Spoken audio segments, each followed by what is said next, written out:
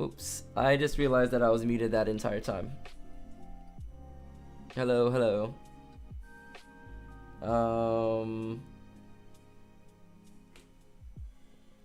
Everyone, if you can tell me if you can hear me or not, that would be great.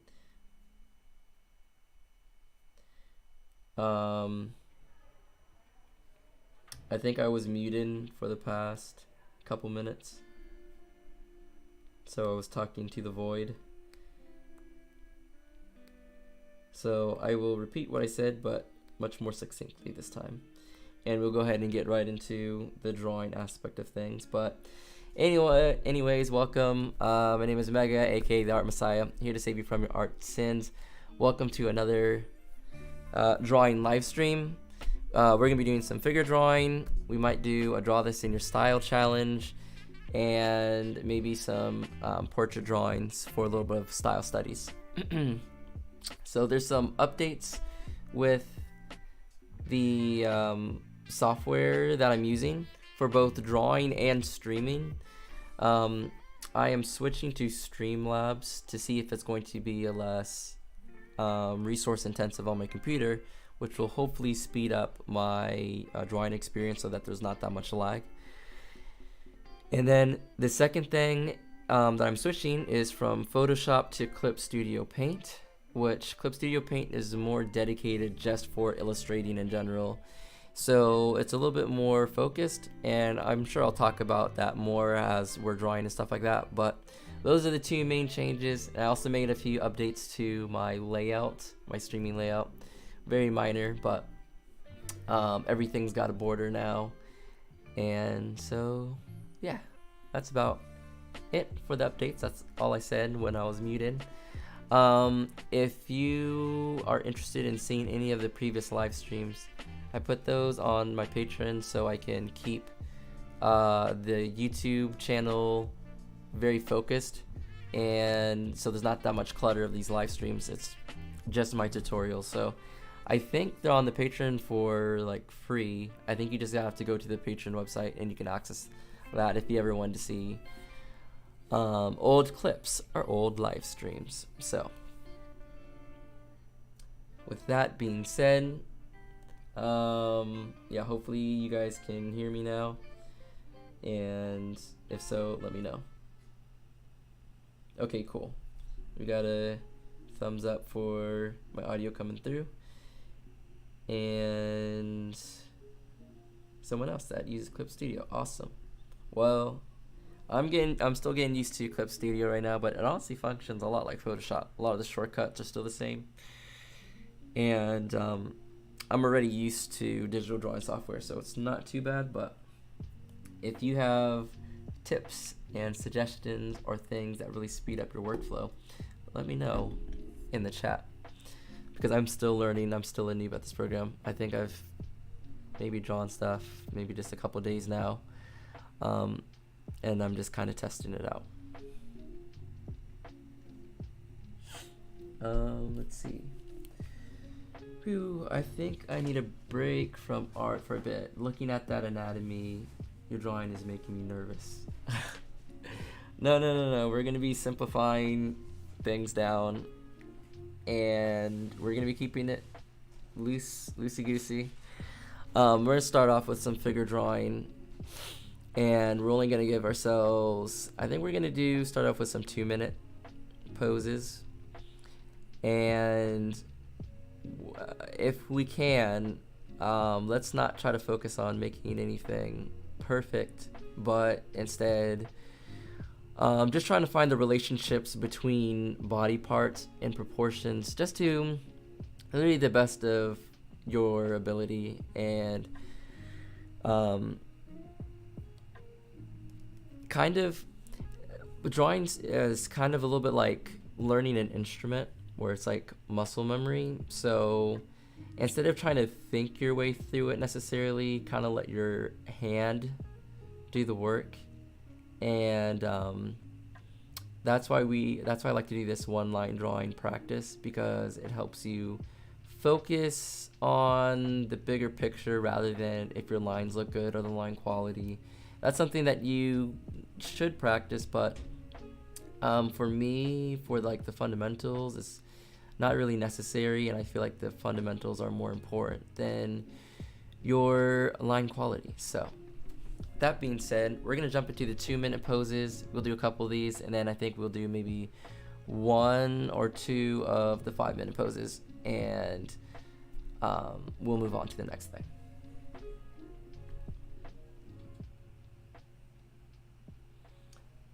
Okay, I was working on a body pillow, and I'm still getting used to the proportions. It's really difficult, but I found my own way of learning. Yeah, and so I'm gonna go ahead and click the start button while I respond to that.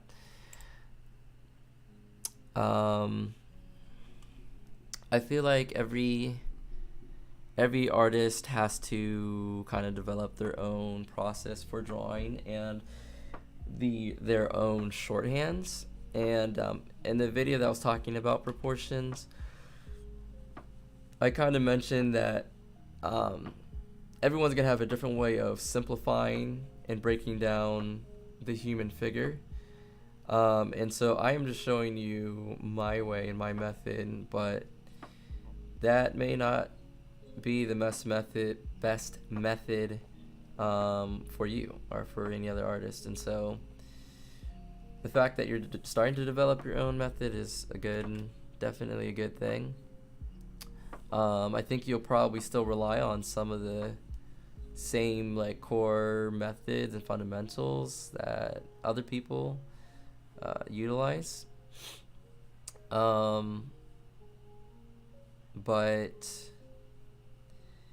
once you know how to break it down for yourself, you're going to be able to more easily draw stuff from imagination, because you'll know what forms and shapes help you describe the pose that you're working on. Okay, so a photo like this is difficult and challenging because the clothing is blocking a lot of stuff. So this is not good for beginners to practice anatomy, because the clothes are blocking the anatomy, it's blocking the pose, and you can't really clearly read the silhouette. However, this can be a good challenge as you continue to learn to draw, because you have to fill in what's not shown. And so it's basically a way for you to test your knowledge of anatomy. So I was going to start a new layer and draw over it, but we didn't have time, so I'm just going to go ahead and move on to the next pose.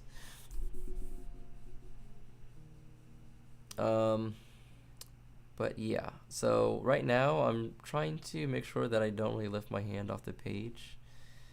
And this is what I call my one-line drawing practices, and I always do this to warm up. And even when I'm just like sketching out poses and stuff, I feel like it helps me get the gesture and the flow in much better than if I were trying to be really careful with my lines. And I personally like the sketchy look anyway, so if it doesn't look perfectly clean, I am like 100% okay with that. Okay. So again, just describing the pose as quickly as we can.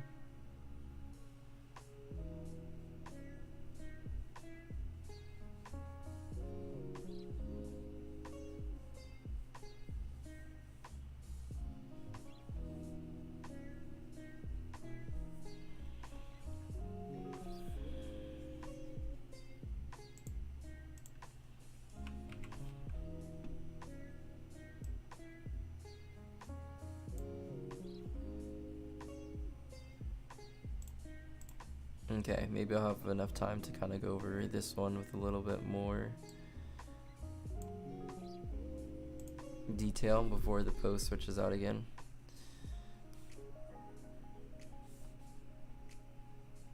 Just trying to describe a little bit more of the form. Try to get the shoulders in here.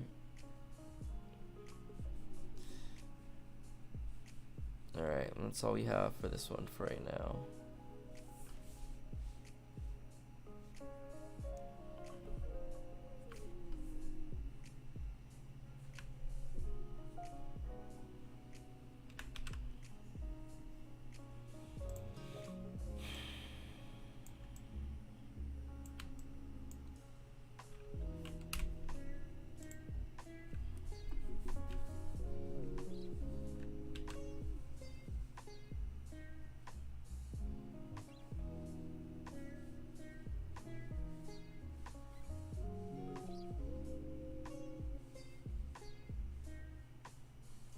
Unfortunately, I'm still getting a little bit of lag, which I thought when I tested this out before, it looked like I was going to be all good to go, but apparently I'm still getting a little bit of lag, which is kind of making it more difficult to do these gesture drawings.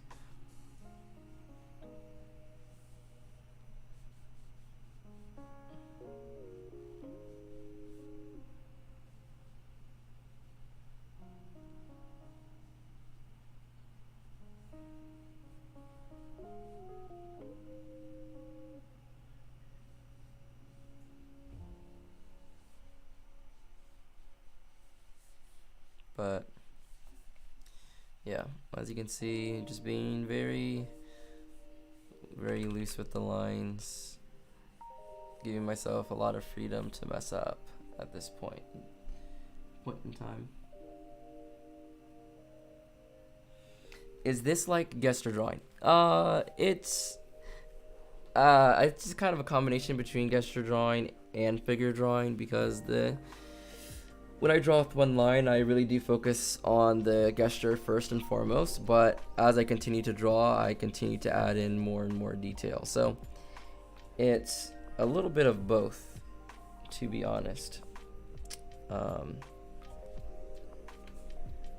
I think as you continue to do gesture drawing, you will naturally do more both at the same time, more and more frequently, because you can see where you want to fill in some extra detail to help describe the pose and help describe the form and the twisting of the body and everything like that. So it's a mixture. It's 100% a mixture.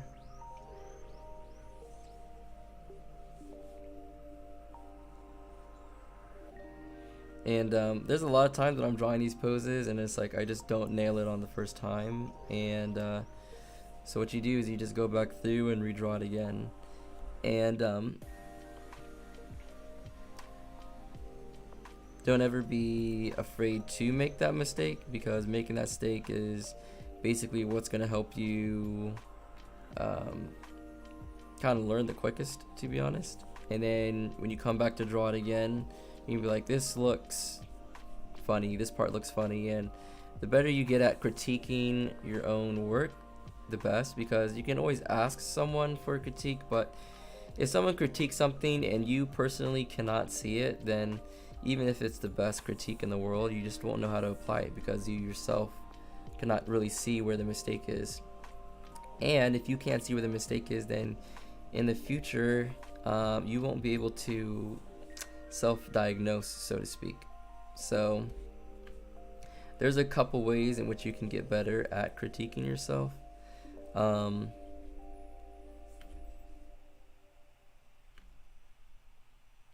Including doing something like this, but then doing a draw over, and then seeing where you messed up in proportions, and then going back yourself and redoing the drawing yet one more time to try to get the proportions to be a little bit closer to what the reference image is really showing you.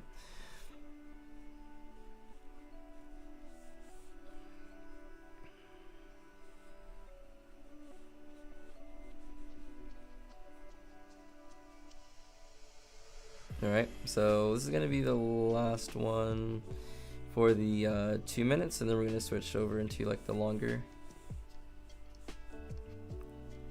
drawing ones.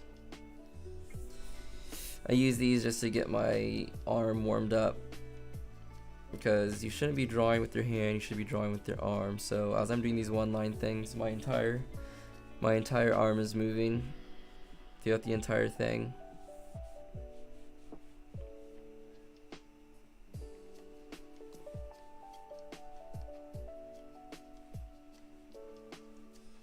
And it's like, I can always tell if I've warmed up or not, because I will feel really stiff if I just like jump right into drawing from imagination. I can feel myself just taking way too much time but not hitting the proportions and poses that I want to when I'm doing it straight from the imagination, if I don't do warm-ups.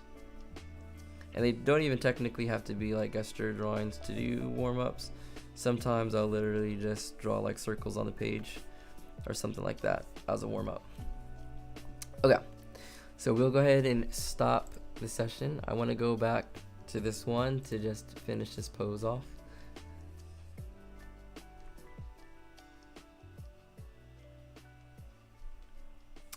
And we'll just add in a little more detail here, but we're not going to spend too much time on this because these are just the 2-minute poses.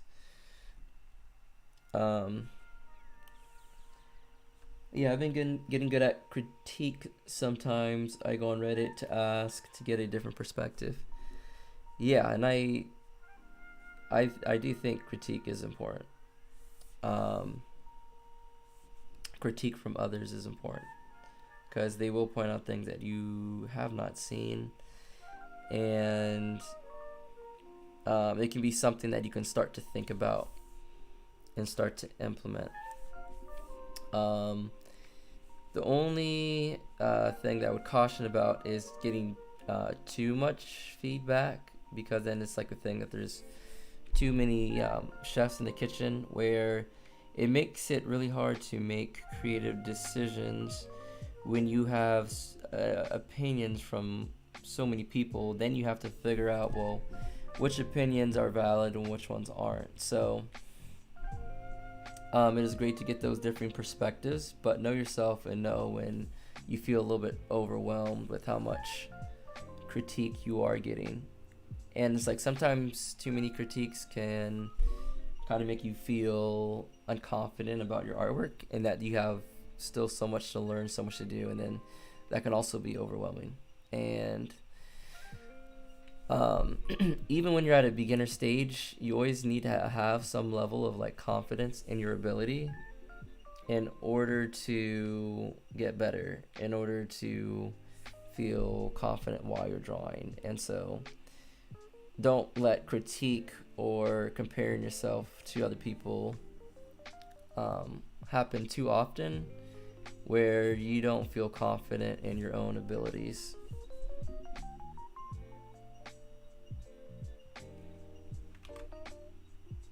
Like, even if you're just starting out in drawing, you should feel like you should be confident to come in and learn and feel good about what you're producing, even if you're just beginning.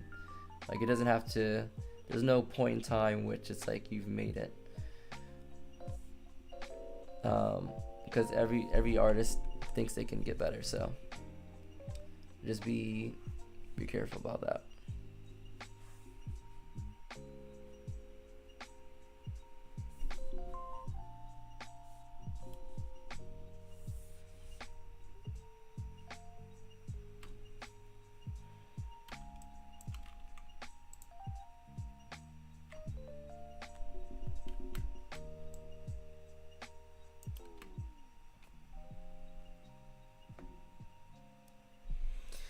Okay.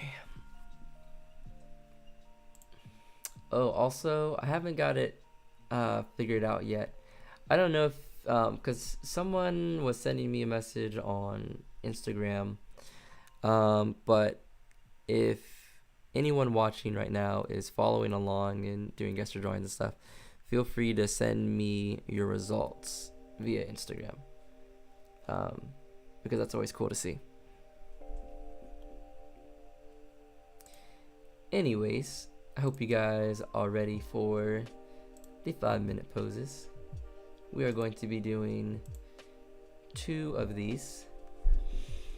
And if I'm not saying much during it, I'm just kind of focusing in on at this point in time. But feel free to keep chatting and asking questions.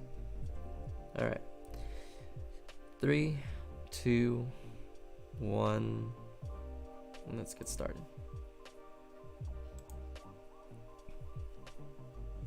Okay, so they're throwing us a challenging one. We got 2 people in this one pose. We're gonna start with 1. If we can get this one down, then we'll move on to the next. Okay. And what we're going to do is we're going to roughly sketch in the second person as well. So if we do want to add something, add that one later, we got something to go off of.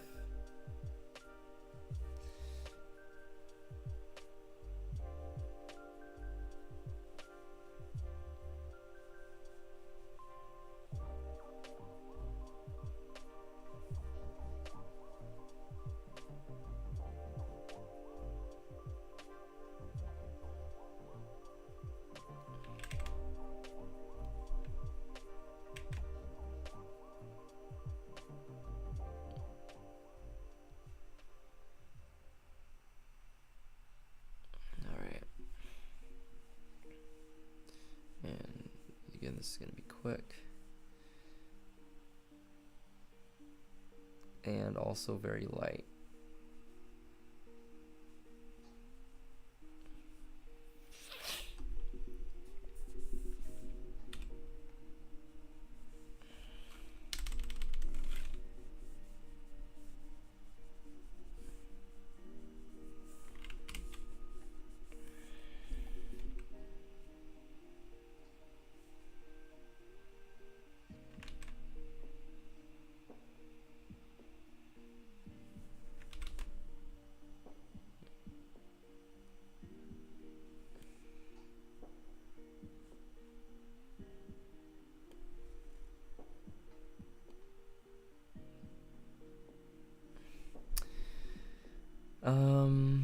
But yeah, let's see. Using Clip Studio Paint.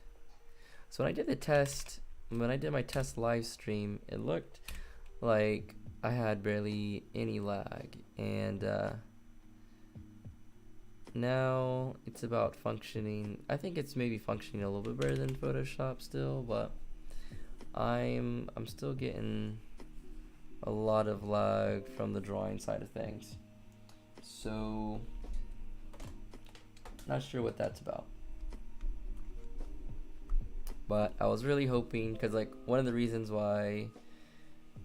many reasons why I haven't streamed in a while was because the drawing experience wasn't all that nice, and so it was kind of easier for me to just draw on my own time, where my computer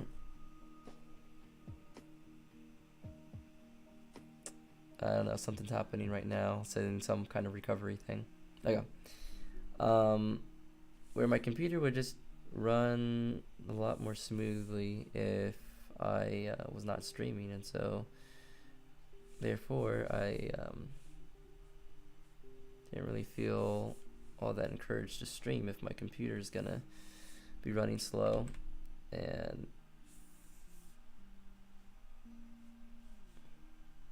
so yeah, that was a deterrent, one of the deterrents for me. The other deterrent was just I've been extremely busy, and I was prepping for a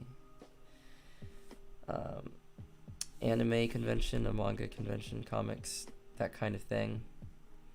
I was prepping for an art table, and so that was really time intensive, and then the rest of it has been work and traveling and just generally a lot of stuff going on. So those are the kind of the two pieces.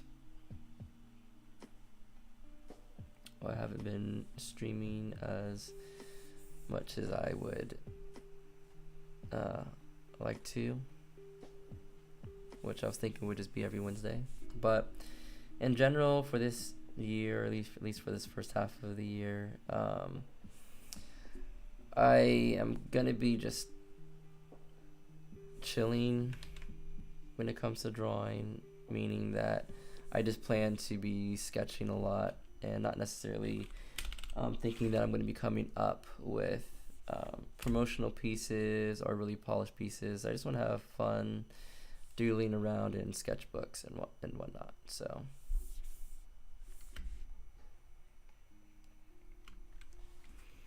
This pose looks a little bit boring, but what we can do is try to exaggerate it, and this is going to help push our drawing from imagination skills, because we're going to have to imagine a lot more. So we are going to change his stance slightly, and by using our gesture drawing and our line of action, we're really going to push the pose. Okay, so I'm going to create a rough sketch of this, and I'm actually going to do this on a new layer so that I can easily adjust the opacity after I'm done drawing. Okay. So I want his arm to come down a little bit further, and for his hand to be a little bit more outstretched like this, so his thumb more so pointing like this, and his hands coming out pointing this way. And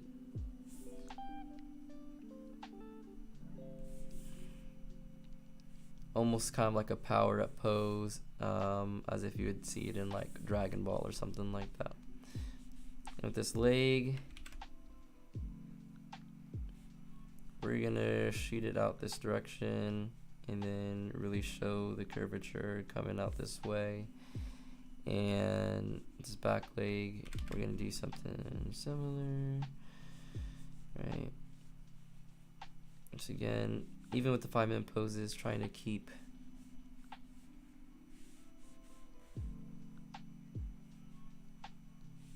the drawings really loose. Okay.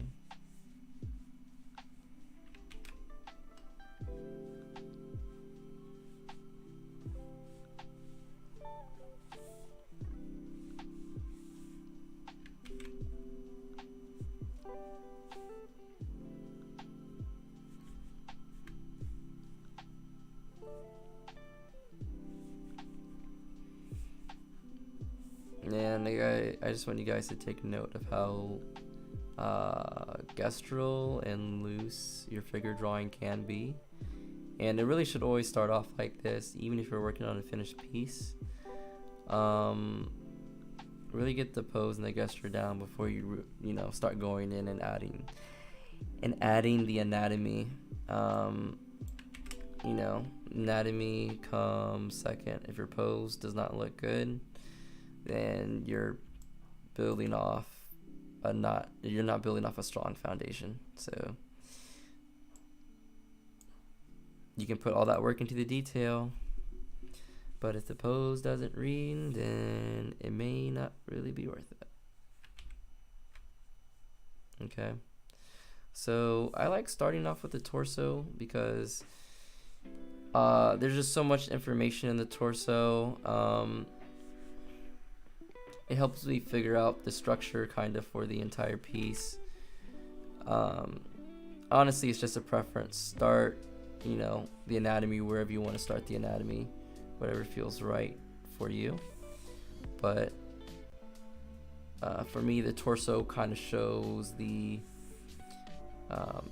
twist and the pull and the stretching, and every single limb comes from the torso, so I really like starting there. So we're gonna have this head actually tilting back, unlike the reference photo. So now we're giving ourselves some creative liberty here, and feel free to add this kind of stuff into your figure drawing, where you're giving yourself the freedom to be explorative with the pose. And you will, I guess, naturally do more of this the more advanced, quote unquote, you get with drawing. But I think you can play around with this at any stage that you're at, whether you're confident or unconfident. This is the point where you're creating something that you would like to see. Okay, so that was 5 minutes, but I want to keep drawing through that. And unless someone wants to keep going with the poses, I'm going to stop here. and fill in the rest of this pose, and we're going to do one more pose from Pose Maniacs.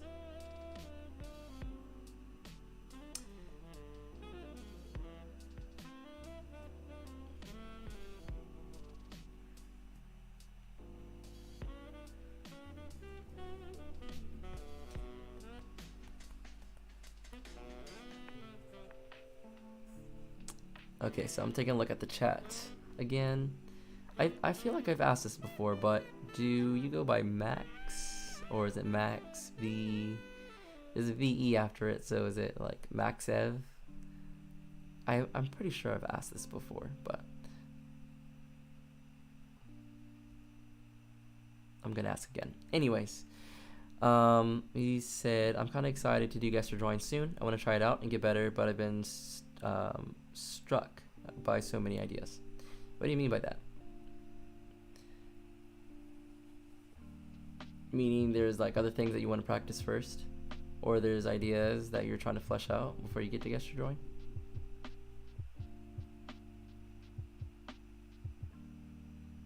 Okay, so is it pronounced Max Eve?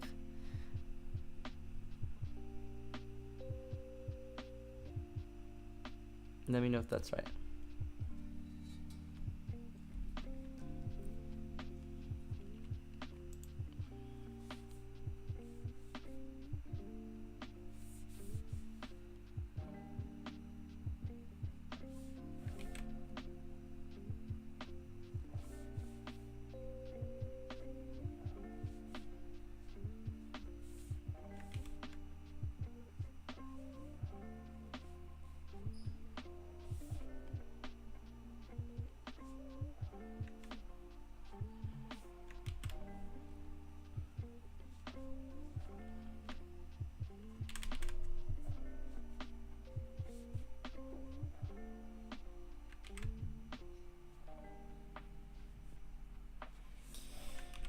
Now, as you can see, I'm kind of adjusting the pose as I'm coming along here.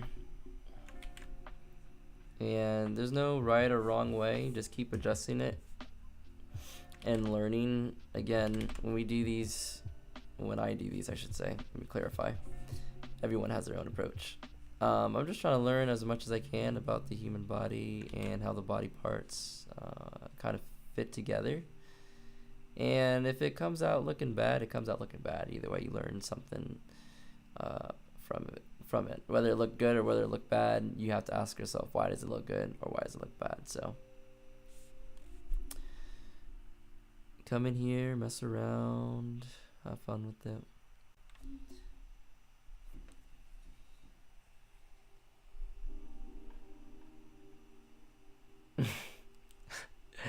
Okay, Max F, and we got Max F. I'm gonna go with Maxev, if that's okay. I got so many inspirations, like funny drawing ideas. So is it like little meme kind of situations? Do you draw like little comic strips? What's that kind of look like?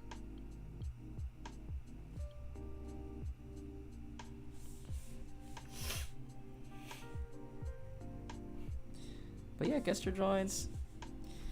The nice thing about gesture drawings is it's like you can kind of pull them off very quickly. It's like if you just have a couple minutes in your day, like you could still potentially do some gesture drawings.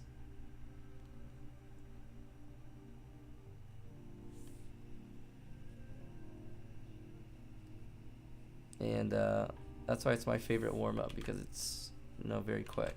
Even if I'm doing background or something like that, I may do some gesture drawings to start off with. Because honestly, the main thing that I want to illustrate is comics, and storytelling is usually driven by characters, and in my case, my characters are kind of human focused, so I feel like I need to dedicate most of my drawing time to learning the human body. So I can draw whatever kind of action poses and stuff that I want to for my story, and make it convincing, right? It doesn't have to be realistic or anything like that. It just needs to be convincing. And so like that is pretty much like my aim. And so I do a lot of gesture drawing because of that.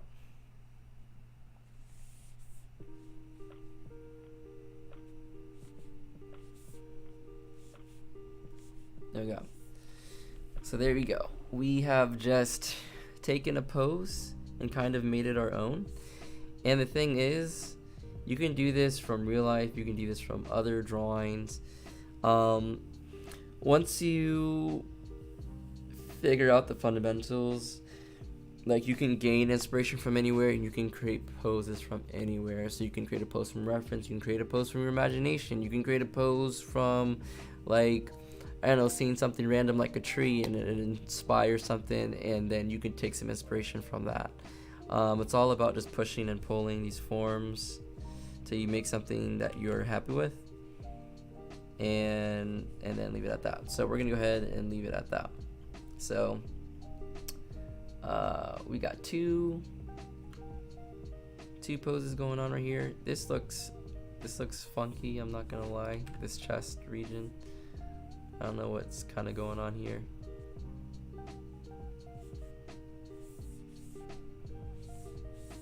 But, you know, just about trying your best. And it's like when I come to look at this later, I'm probably going to realize that it doesn't look all that great. And that's good. Sometimes you want to step away from your drawing. So that way when you come back with a fresh eye, you can get that perspective type of thing, and then you know what to correct. And if you don't know what to correct, that's fine. Leave that drawing for maybe a month or maybe a year, and you come back to that drawing in a year, and then you get to see how much you've improved as an artist, because you'll more likely than not know exactly what you didn't understand at that point in time to make the pose convincing and just generally look good.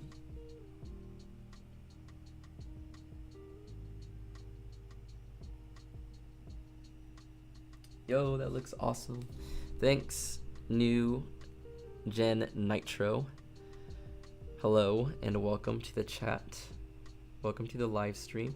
We're going to be doing one more pose, so if anyone wants to join in late, feel free to join in late. This one's going to be a little bit more anatomy heavy because we're going to be looking at a model that actually has the muscles. And I feel like this next site that I'm about to show you guys is like literally a hidden gem. It used to be like much bigger back in the day when Flash was still a thing, and so the website was built on Flash. They had so many poses, timed. You could rotate the poses and everything. So they're rebuilding it in HTML5. So I'm gonna show you guys this hidden gem in just a second, and we're gonna do one last pose.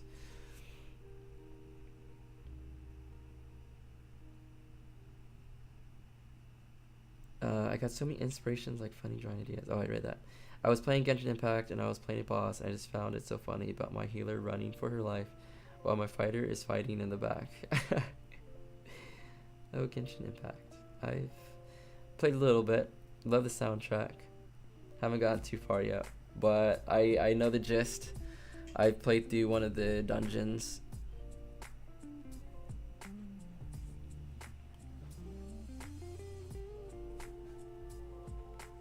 I can see that. I can see that. But then I realized how complicated it looks, and I don't have to draw dynamic pose. Well, the thing is, what I'm actually doing currently, so like I said a little bit earlier, I really want to focus on just like sketching for at least the first half of this year. And like, you may be imagining the scene in color and like lines and all this stuff, but even if you can't draw the pose, if it's just a stick figure and the stick figure also looks bad, try to at least sketch out that idea you have in your head, and like give yourself like a couple minutes. Honestly, like it doesn't have to be timed or anything, but just think like a minute and try to capture the scene and the humor and jot down a note. And it's like, when you have the drawing skills to complete that, then you can always come back to all these like funny ideas or concept ideas that you've had. Because that's what I'm currently doing with, I have a dream journal, but it's like a drawing dream journal. And so whenever I do manage to remember something for my dreams or like a scene, I will try to sketch it out in the morning in like a minute or so, and then just go about my day. So that's always a way to at least make a note of some of the things that you have ideas about, especially if you have like a lot of ideas like all the time, you know what I mean?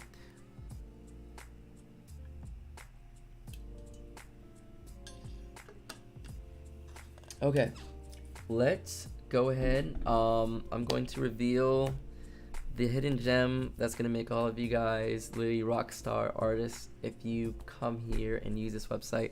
This was one of like the first websites that I found that truly helped me with gesture drawing and figure drawing and anatomy. Like my figure drawing and my anatomy like improved 100% through learning from this site. And that site is called Pose Maniacs. And what's great about this is that it's 3D models that can be rotated at any angle, and it's got all the anatomy. The skin is stripped away, so you're just left with the muscles and some of the bones that poke out. And one thing that I struggled with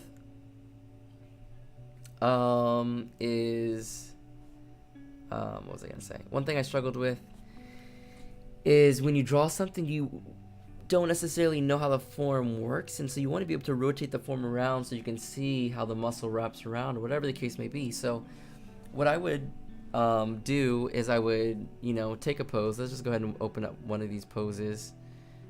This is actually really similar to what we just drew, which is kind of perfect. It's kind of cool.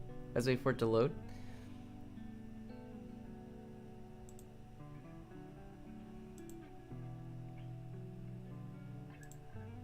Yeah, my computer cannot handle the load.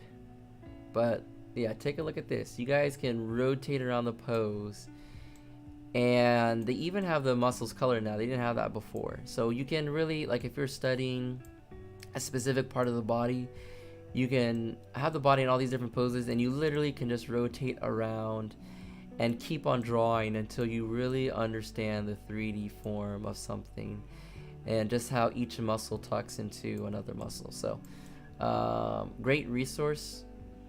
Maybe we can draw this pose from like a different angle, maybe something like this.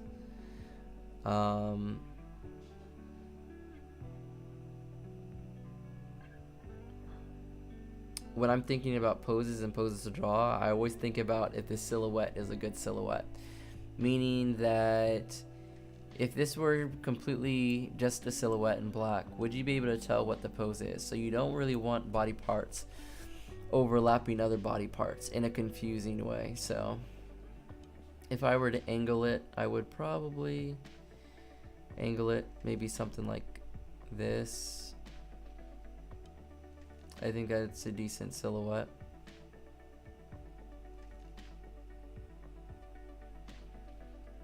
Maybe a little bit from like the top or something like this. And I feel like it's an interesting pose to kind of go off of. But on second thought, let's go ahead and do a completely new pose for our last one.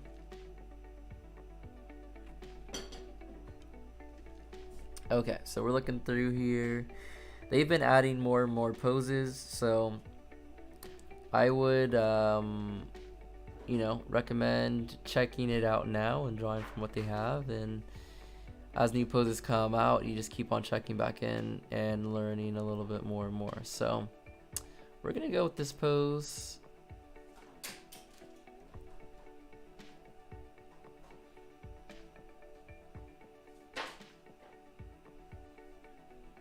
Alright, let's rotate around until we get a view that we like.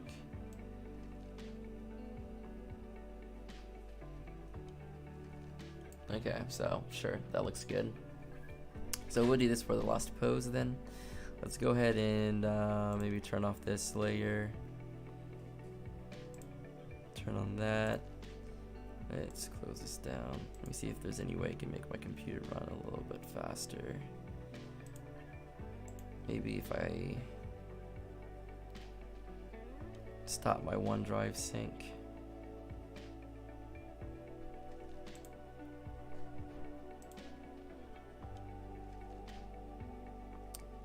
Okay, so we're just gonna pause that.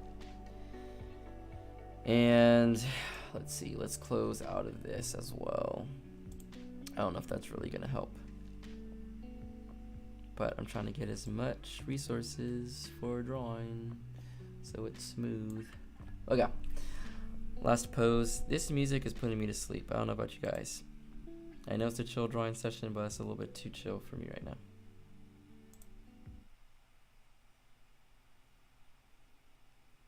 Let's try this out. Okay, let's see if there's, oh, I missed a chat. Max F says, oh my gosh, there's an anime con near where I live, and my favorite voice actor is there, but it's like a 5-hour drive. Ooh. Okay. Okay. 5 hours. I mean, that is a little bit of a drive to get there, but it's doable. It's doable.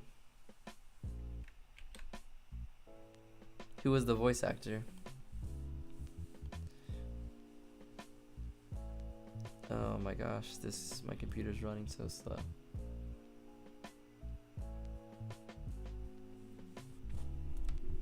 And it's starting to overheat. Man, I really thought I found a solution for my streaming woes. It looks like my streaming woes are not quite solved yet.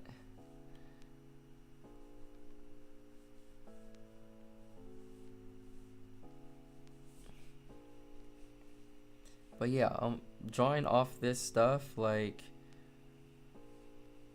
oh, everything's so easy and clear to read, and I honestly encourage learning poses off of this because you're really gonna understand the anatomy way better than if you were to use let's say quick poses. Now when you do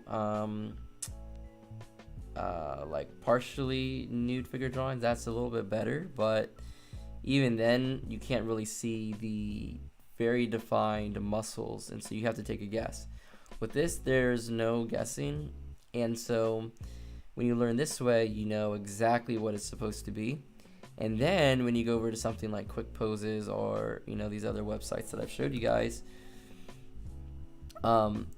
you're going to be able to fill in that missing information with the knowledge that you've gained from doing studies from a site like this, where you can really see the muscle breakdown. And you don't have to be the artist that knows all the naming. Some artists will, they'll include that in their training, but honestly, I've never gone necessarily that far. I've kind of learned some things over time, but yeah, I think the more important part is just being able to kind of see the breakdown like this, because I think you guys are going to be surprised how much quicker you're going to learn about anatomy if you use something like this. And again, I would start off with a gesture type of thing, but then come in and still use big shapes and still not really focus on the nitty-gritty details, but just try to figure out how things kind of fit together and very loosely start to get the proportions in the right place. Now, what's important is these big proportions, like how this elbow relates to this knee. So what I kind of do is I draw a line. Oh, well. I would draw a line from the elbow going into that knee, and that's where I would know where that elbow is going to stop. Okay, so everything in proportions is very relative, and that's how you kind of need to think about it. And I apologize for the crappy looking drawing. My computer's running super slow like that. It's just deleting stuff out of nowhere. So I can barely draw right now, so we may have to call it quits a little bit early, unfortunately. But we're gonna keep going with the, just try to work at the best of our abilities. I really thought the new streaming software and stuff, I'd be like good to go, but still acting pretty wonky. So we're struggling over here.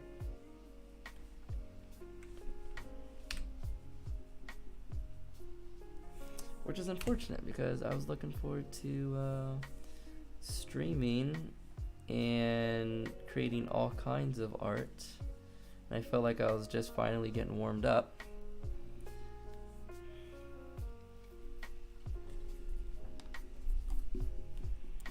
I may try to like reset or something like that, and so we'll jump back in kind of like a part 2 sort of deal.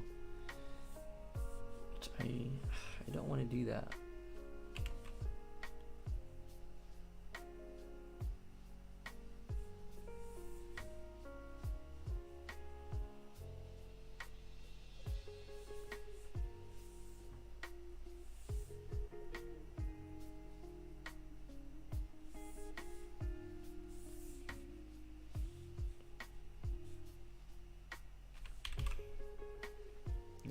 Wish this was just working. Okay. I'm sorry, y'all. This is so bad.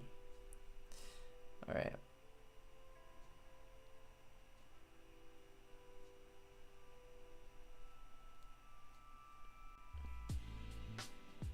Can't work with this lag. Okay. I apologize.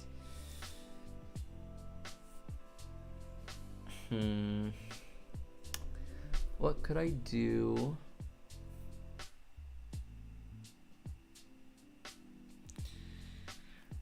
What can I do to speed up my computer?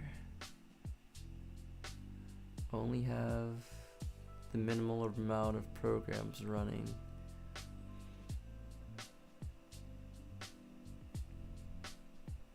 And I'm not really working in a large size document. So strange why it's running so slow. Okay.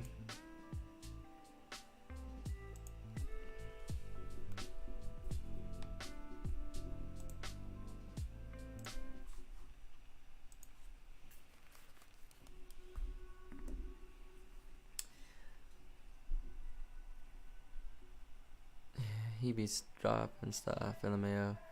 Yeah, I listen to sad music, which makes me more sad than tired. Yeah, music has such a big effect, like, on your mood and your energy levels. I listen to music all the time. And yeah, it really affects a lot of things. But also, kind of weirdly enough though, like, if you are like, let's say sad, since you said sad, and you listen to sad music, it makes you more sad, but then at the same time it's like, maybe this is not for all people, so I won't talk for all people, but for myself, I feel like I bounce back the other way, where I'm like, okay, I'm sad and listen to sad music, so I got all this sadness out, and now it's like I'm ready for a different like genre of music. So throughout the day, I switch up genres of music quite often. But yes, slow music will definitely put me to sleep. And chill music can be good with drawing sometimes. Sometimes it chills me out to a point where it's easier for me to focus on drawing because I'm just kind of in a like I don't know how to explain, like a somber state where it's like my mind and body isn't racing, and so it's like, okay, I can stop and take my time and not feel rushed and this and that. So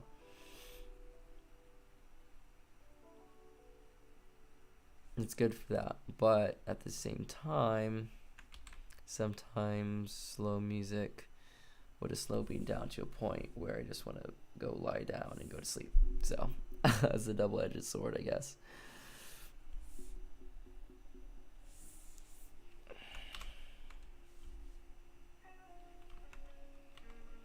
Oh man, I really don't know why it's this slow.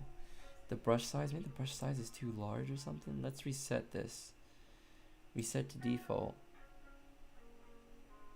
This is a default.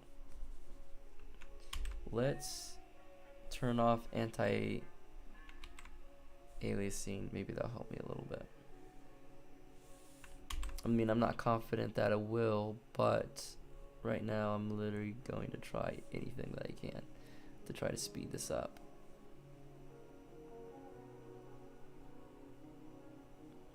And it's like, I want to do so many more drawings too. Like, I have a lot that I wanted to do today.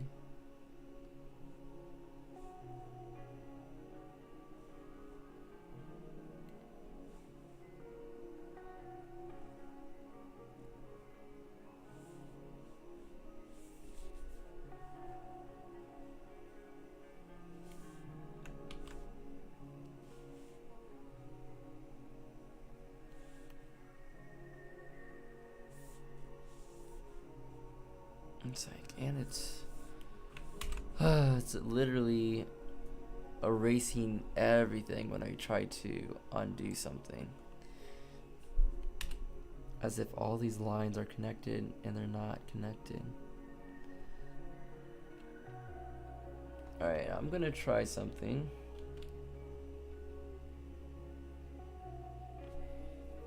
I'm going to try resetting Clip Studio.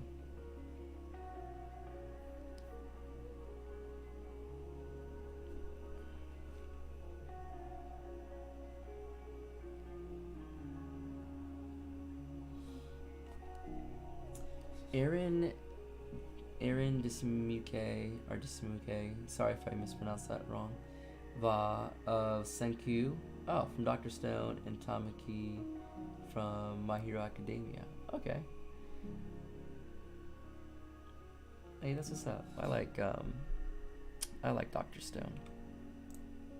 I heard that it's either my partner was saying that let me see if I can remember this right, that it just ended, that the manga just ended, or they're on their last, it's like the last bit, it's the last arc or the last thing that's happening. So that sounds pretty exciting. Hopefully the ending's good. It sounds like maybe the series got canceled a little bit early, because I feel like this show could have gone on for a really long time, but you know, it's kind of hard to say.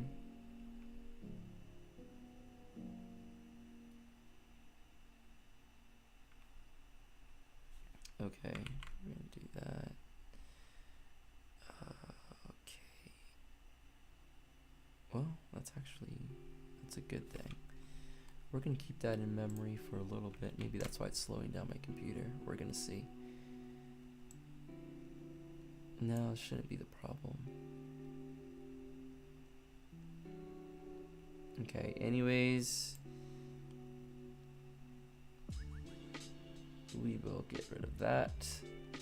And what are we doing next? we're gonna close out of Clip Studio. It's gonna go blank for a while. I'm gonna be right back, so don't worry about that. We are just trying to help on my computer here. My computer is struggling. Send help. Send help for my struggling computer. It needs an upgrade. I need to get a new computer, but I can't really find a 2-in-1 that's like an upgrade to the one I currently use. And I really like having a 2-in-1 computer because it's just very convenient working on the go. Okay, we have closed out of the web browser.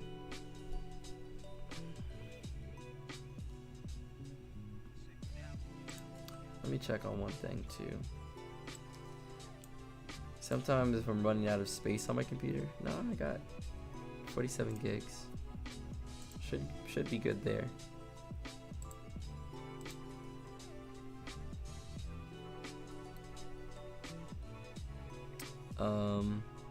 But yeah, where are you at in Dr. Stone? All right, let's see if we can do this. Let's see. Oh, I think I've got my functionality back. Oh wow, it's really smooth. Perfect. Okay, we're back in business. Cool. We are going to paste in my reference up in this top corner. We're also going to paste in a draw this in your style, even though we're going to get to that later. Okay.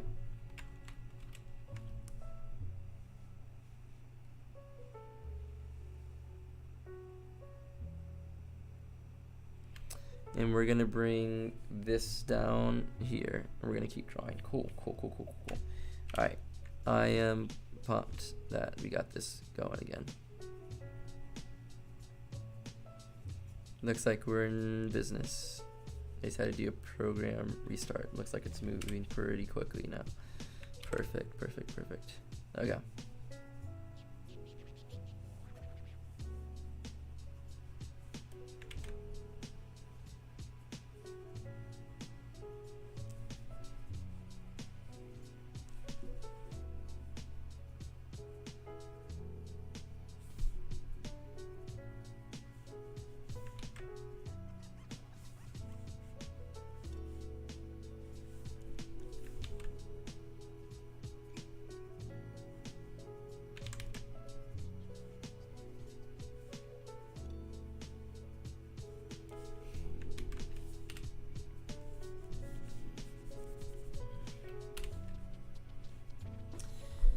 Oh man, I struggle drawing arms up so bad. Hello, I'm fixing it though. So when there's a pose that I'm really struggling with, actually, again, I'm probably hyping up this website too much. But if there's like, say, arms up is a struggle, I would come to a model where like the model's arms up, and then I would literally keep rotating the model and draw one thing at a time. Because then you really get to see what the underarm looks like with the arm up. And once you draw it so many times, you're just like, okay, I get it. I get the shapes. Like, please, you don't have to keep showing me these shapes anymore. So, I know I'm really kind of selling this website. But, truly, I think it's a good resource. You know, and if you guys do end up using and liking it, let me know. But I truly just want you guys to have the best artist resources out there possible, and it's free to use, so that's awesome.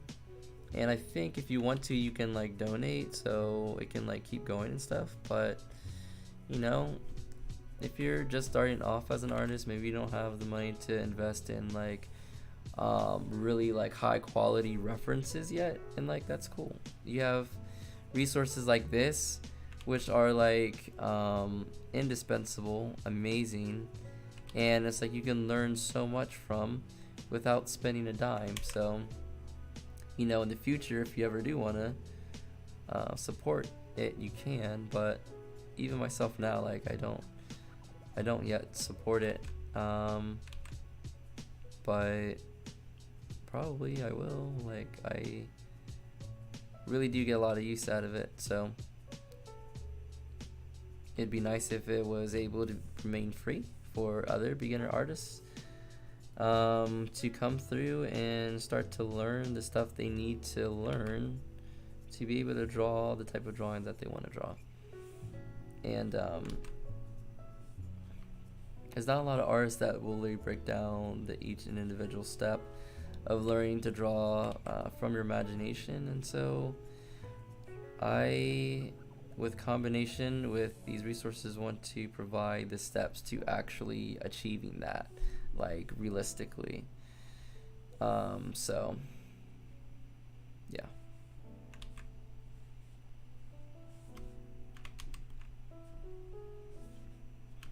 And even as I'm drawing this anatomy, I want you guys to notice just how, like, loose I'm still with it. The lines don't necessarily have to connect.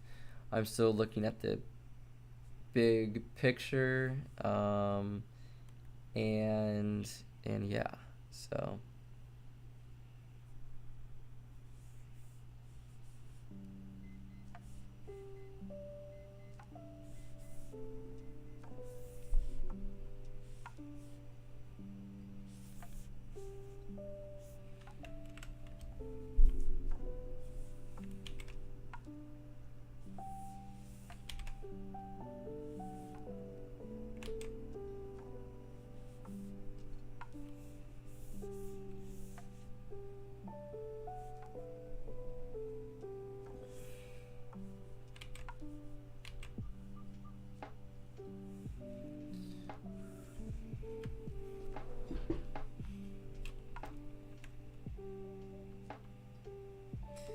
I'm finished with Dr. Stone, both season 1 and 2. I'm pretty sure the creator said that it's ending, so it's sad. Yeah, it's such a unique storytelling and unique story. It was a unique story that had unique storytelling techniques, and I am trying to accomplish a story that's somewhat similar in the aspect that it's going to be exploring, like, building things. Setup is, very different, but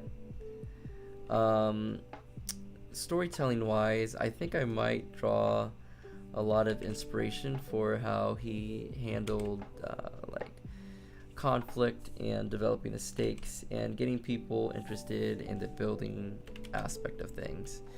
I feel like the artist and the writer did a fantastic job at doing that, so definitely a lot to take away from that for sure. Okay, so for the legs, I haven't added any muscles, and I'm kind of thinking if I should. I may not. I think I may just kind of leave it as it is for right now.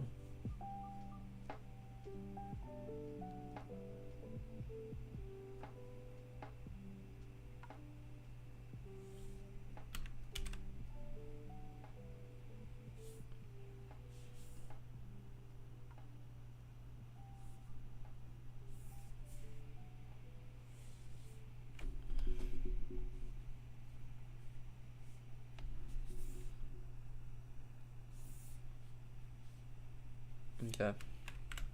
Cool. I think I am satisfied with that. Oh crap, I was drawing on the wrong layer all this time. Sometimes it happens, folks. Drawing on the wrong layer. That's okay. I'm not stressed about that. I think overall we got the pose and the anatomy to a point where I am, let's just say, happy with it. Okay, so now what we're gonna do, since we drew it on the wrong layer, we have to come in and we need to do a layer via cut. I actually haven't done a merge layer before in Clip Studio, so we're gonna see how exactly this works. But it looks like I've been drawing on a lot of different layers, maybe. Okay, so we need to merge down. Let's see. Clipped layer below says reference, lock layer. Transfer layer, merge with layer below. Yeah, cool. All right. So this is what we have so far.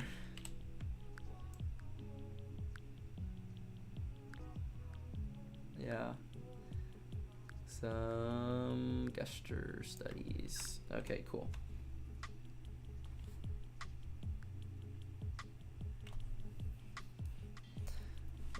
I use transformation tool all the time to fix all the proportion mistakes that I make. Which is a lot.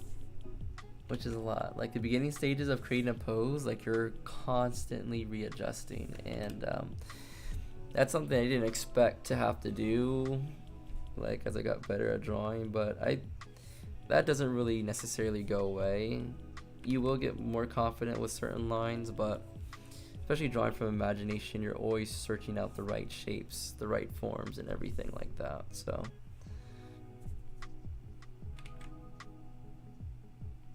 okay, so now what I want to do is actually want to take a little bit of time to draw some heads, and let's see here.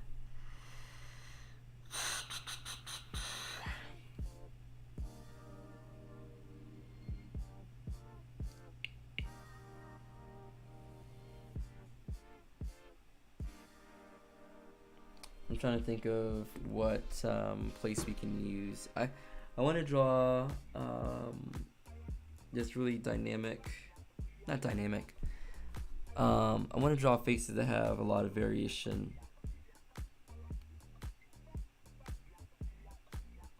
So I'm trying to figure out where I could find something like that.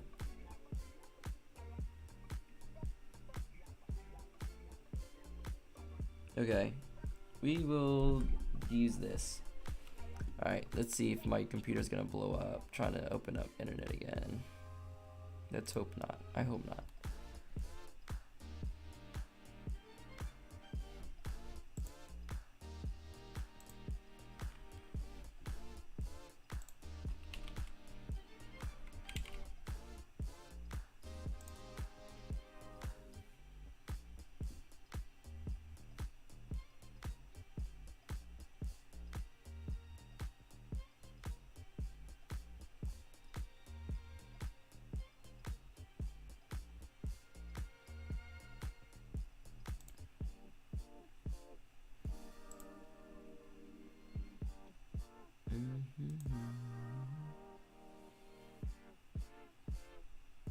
Okay, so what we are going to do, we're just gonna copy this into Clip Studio Paint so you guys can see the references that I'm working off of. Let's delete that actually.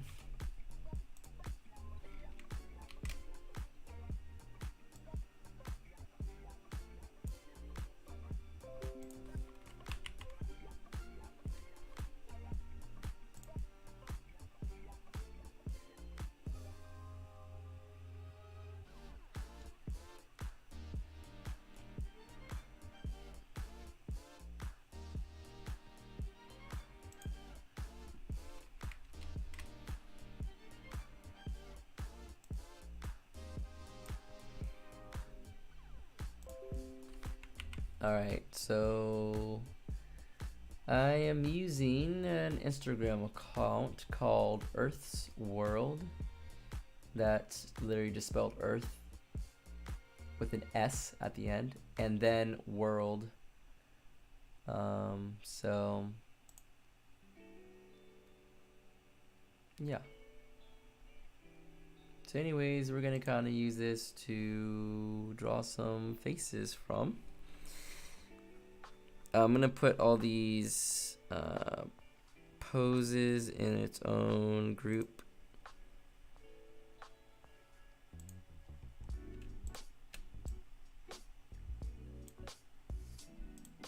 go ahead and hide that. We're gonna do maybe, yeah, we'll just do these two faces, and then we'll move on to the last thing, and then close up.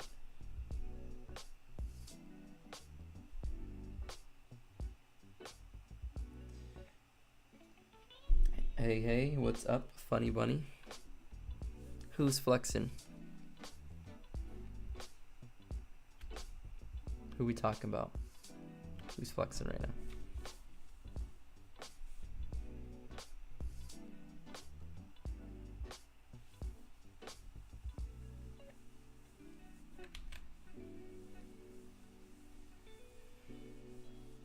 Thanks. Thank you. Thanks, funny bunny.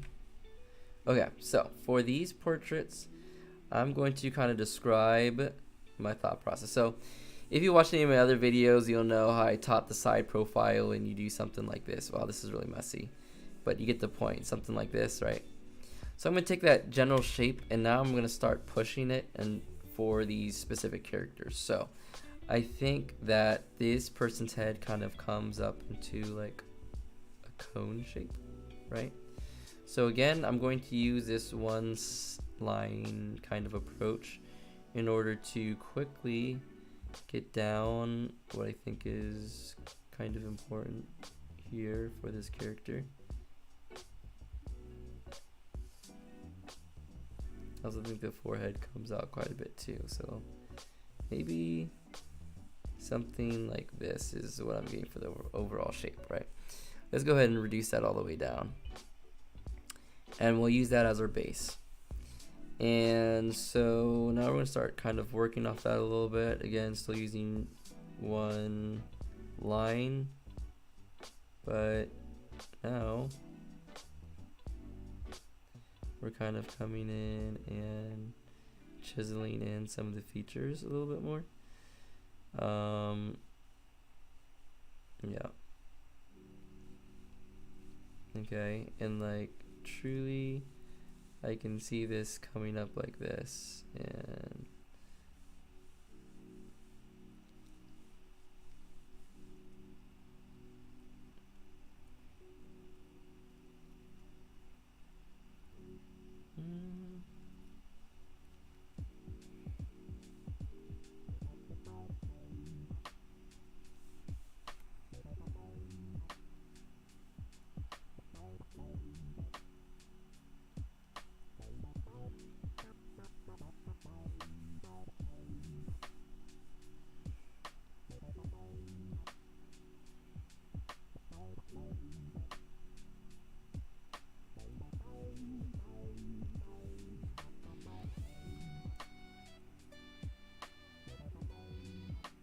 you.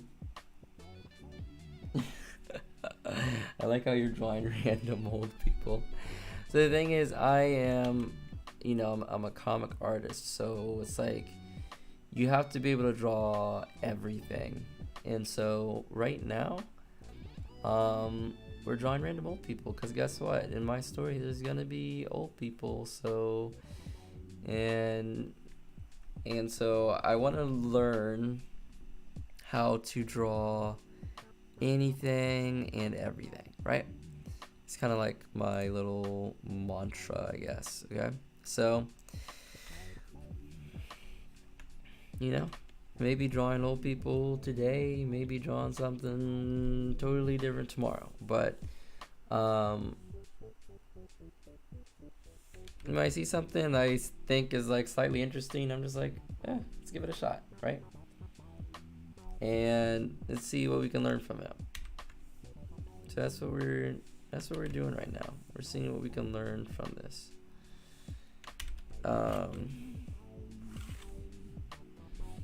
Let's come back over here. It's 13.3. I just brush seems a little big. Let's see if we can reduce this a little bit. Yeah, how about that? Okay, there you go. I feel like that's a good size. Okay.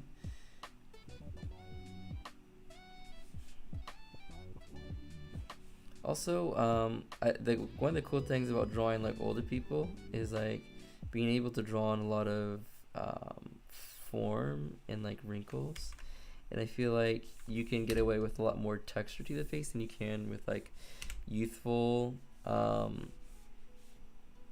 youthful characters, right?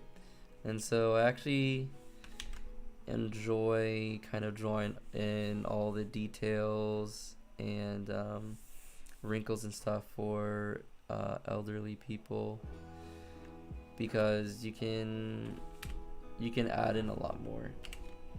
You know, otherwise you have to keep the lines super simple for younger individuals. Otherwise, you age them up too much, and so you have less room to play.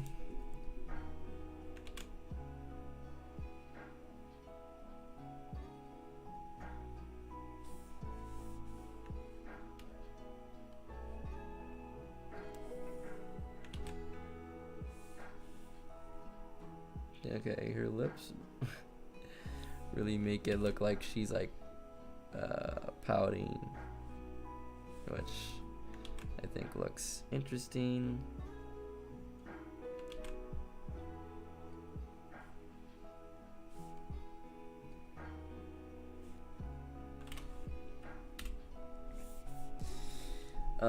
Not a defined draw line.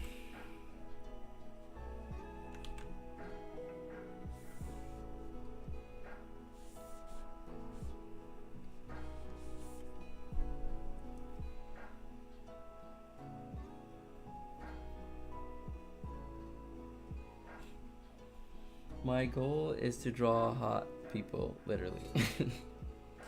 Well, what I say is draw whatever makes you happy. You know, if that's the one thing that you want to draw, like, go for it. You know, and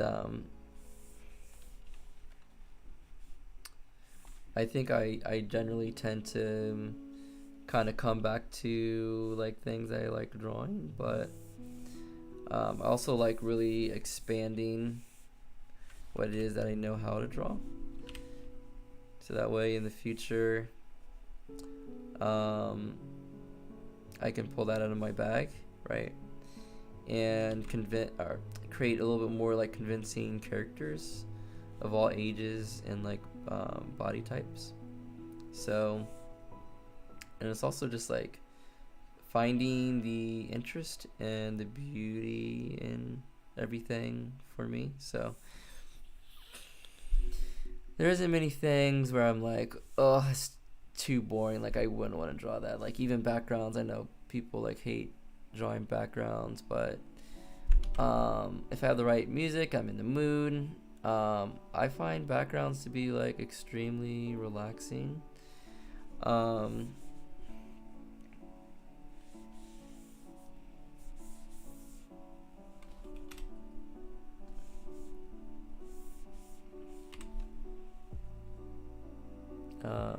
But yeah, I find backgrounds to be very relaxing, and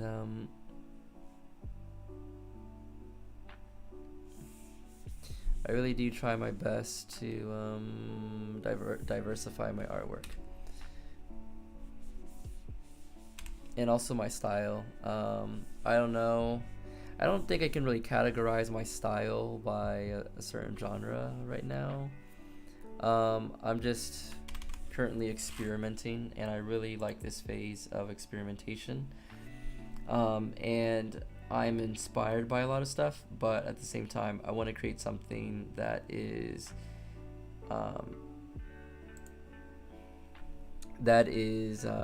distinctly what I want to see and like what I want to draw. So in that way, I think it's going to continue to stand out from other people's styles, because I think I have a pretty large and maybe broad taste where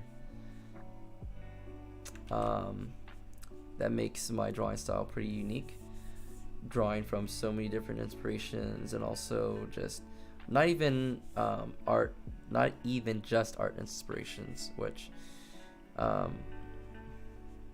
You know, some people will be like, okay, well, I have my couple favorite artists that I draw inspiration from, and they end up looking pretty similar to that, which is completely fine. That's a good way to get started with drawing, and even in later stages too.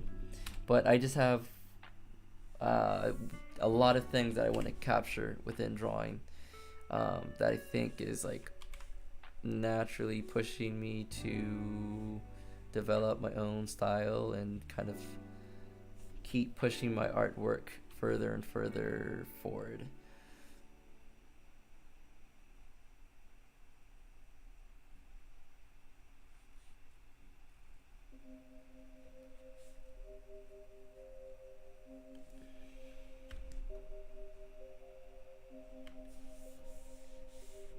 And when I'm going to do these studies, I do not pressure myself into making it look like the reference. Actually, the fun is kind of taking a concept and trying to figure out how to push it and stylize it into your art style, you know, whatever that may be.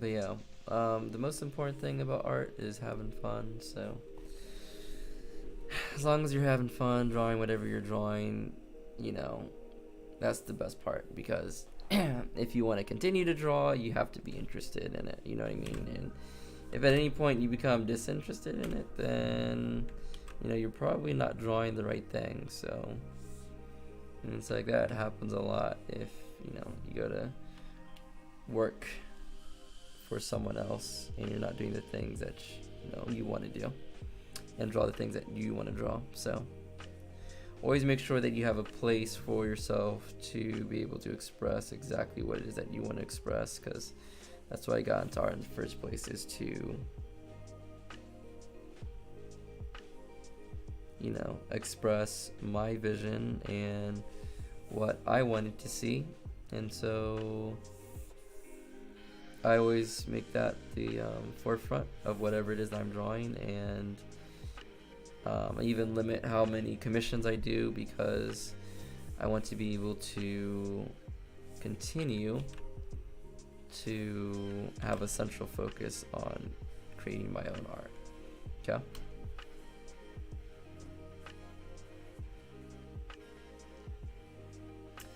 You draw these epic details, and yet I just draw I think I read that one.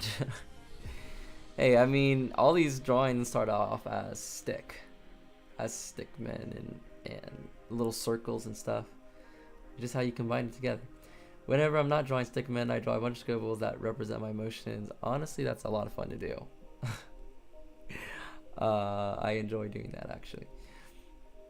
Yeah, backgrounds are something else.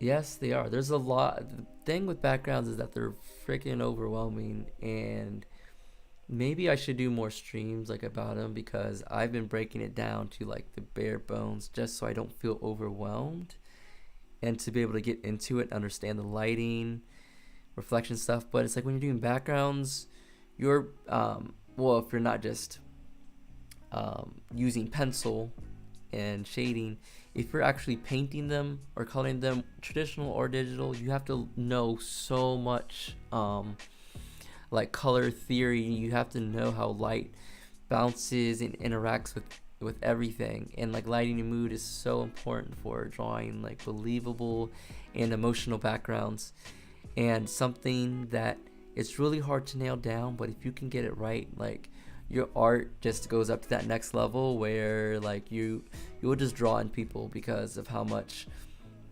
emotion it kind of brings with it. Okay, I think I'm gonna do one more portrait, and then we're gonna jump into the DTIY. S. I'm gonna explain what it is, and if you are interested in it, you can draw along with that, and we can all post it together. Anyways, you deserve 1 mil sub. Oh, okay. I'm okay where I'm at, but thank you. one mil subs. That honestly must be a lot of pressure, to be honest with you. But it'll be nice. It'll be nice to be that popular. But no, I enjoy just the small group of people that have found so far, and that join with drawing sessions and stuff. It's been a lot of fun. Okay, are you using a mouse or a digital pencil? Thanks, Max FU responded. He said he's using a drawing tablet. Yes, Funny Bunny, I am using a drawing.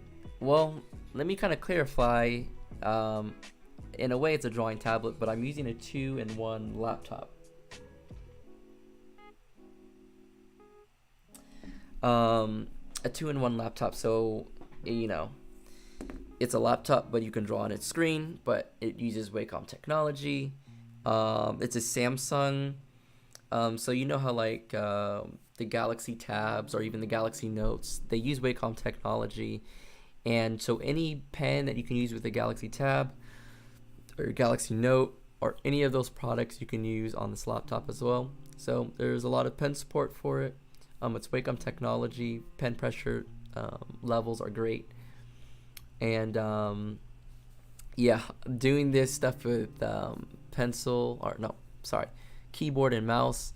Well, you wouldn't be able to do the pressure sensitivity line, so every line would have the same line weight, and unless you like really adjusted the settings where you could like make an automatic taper at the end and stuff, it's close to impossible to create like a drawing feel. But I know people that use mouse to draw, and it's like really impressive, especially with like pixel art. I've seen it used for drawing, which I do a little bit of pixel art. Anyways, that's besides the point. That was the answer to your question. Max F says, I can't imagine having that much. That's really scary. Yeah, 1 million subs that's a lot of people. That's a lot of people watching your stuff. I don't know. I think I would be a little intimidated if I was ever at that level. I'm gonna be honest. Okay, so we're gonna create a group for this drawing. And we're gonna go ahead and put it in here, and we'll go ahead and turn this off for now. We'll create a new layer, and we're gonna go ahead and do this dude. And we're gonna go ahead and reset our brush, and let's go in. Alright, so again, starting off with the blobular, and yeah. Okay, so it's kind of like a dome. So I'm trying to look past all of his facial details, right? He's got a long face, so I'm trying to come down extra far, and he's got a round neck. So pretty much it's like round and long is the main thing that I'm kind of getting from here. So we're gonna go ahead and kind of make sure we get that, and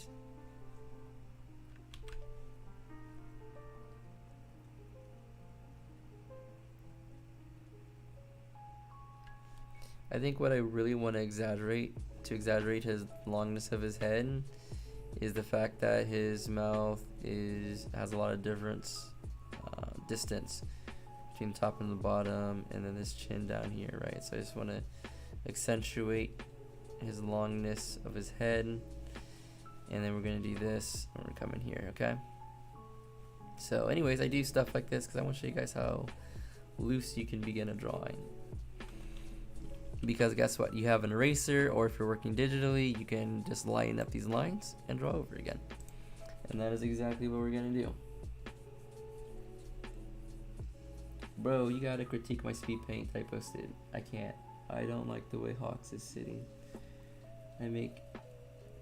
Oh, wait, before I go to that, Max, hey, let me not make promises because I might forget by the end of the stream, but remind me at the end of the stream, and perhaps I'll stop in and take a look, see what you got.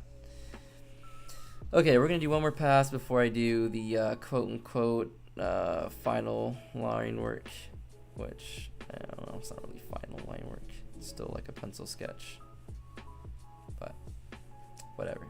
You get what I'm trying to say. So you kind of got a hook down nose, right? So right now we're still just trying to get like general proportions down, right?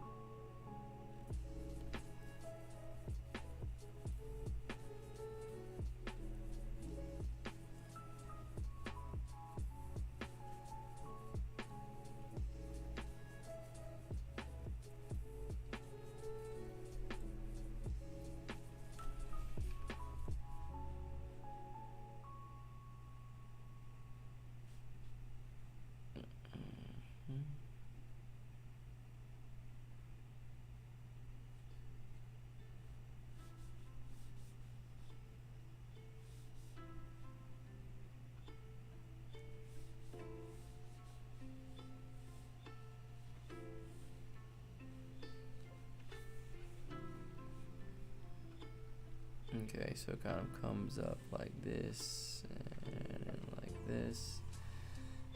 Okay. Alright, I think we're kind of ready for our... It's got like a comb over? Is that a comb over? I don't know. I think that's what's going on here.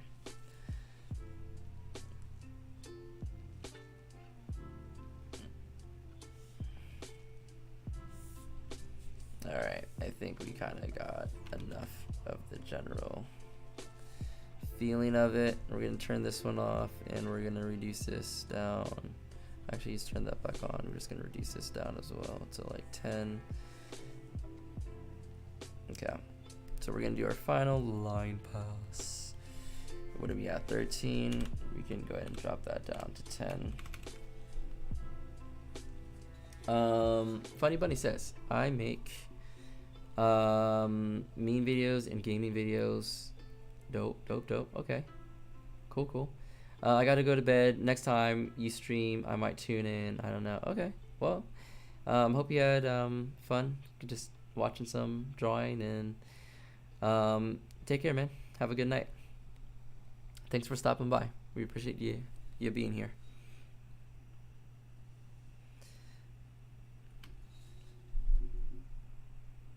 I bet. I'm excited. Not the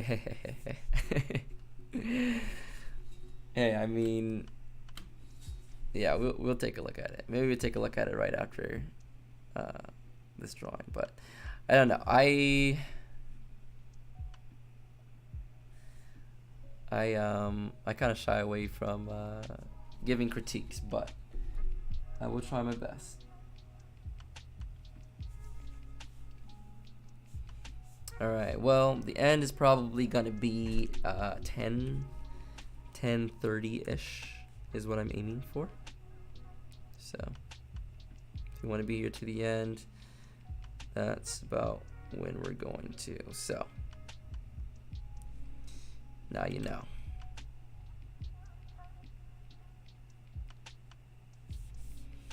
Okay, so he's, I don't know. I don't like the way it looks right now, so we're gonna redo it.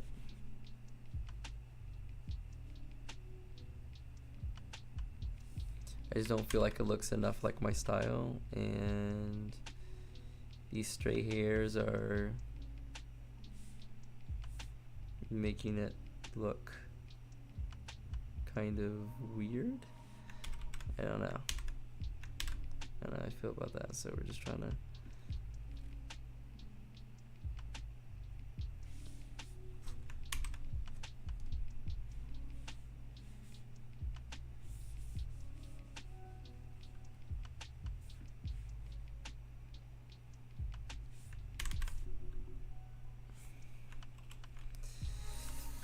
Okay, I'm kind of struggling with this one, and that is okay. That's part of the drawing process as well. Like sometimes you're really gonna struggle. And when you do, feel free to just start from scratch again, you know what I mean? Like, I don't care how long it took you to draw that eye and you thought it was perfect. Like, if you don't like it, and if it's not working for you, then sometimes it's best literally just to restart. And just try drawing it again. Like, otherwise you're gonna spend like all this time and it's like you're not gonna be happy with it because you already know you're not happy with it. So might as well put in a little bit of time at an earlier stage and really kind of hammer in what it is that you're going for.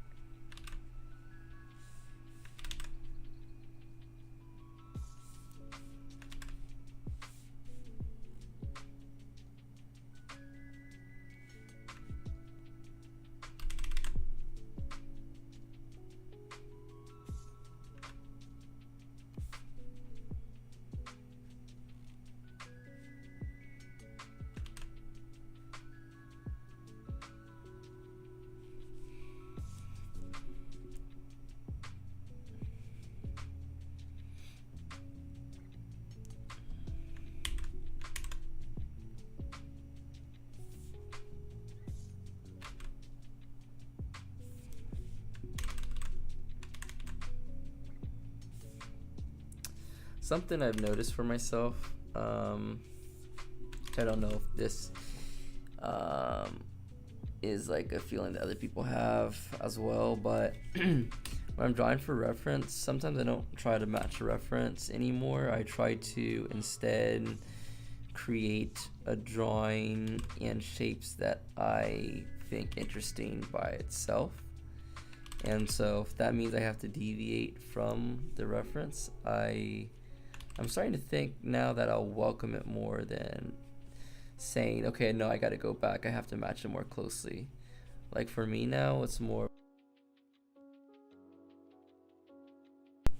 no, let's run with the shapes that I'm creating and let's see where that goes, right?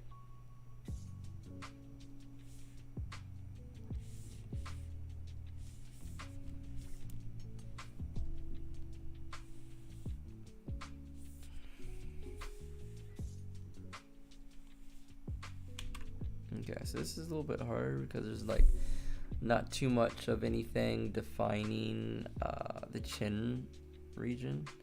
So I'm going to kind of suggest it with just a few lines here and there.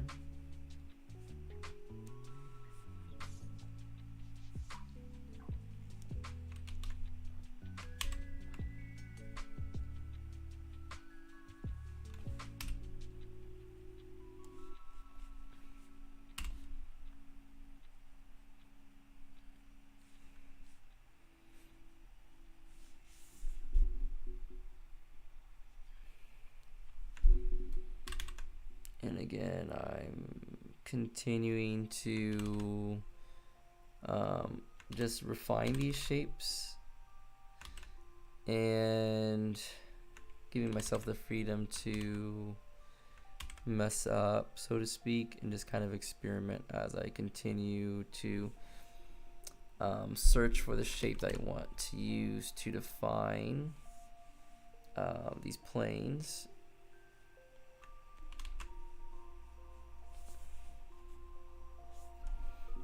Okay, and as you're creating these shapes, you're basically creating almost a library of shapes for yourself to be able to draw from later on.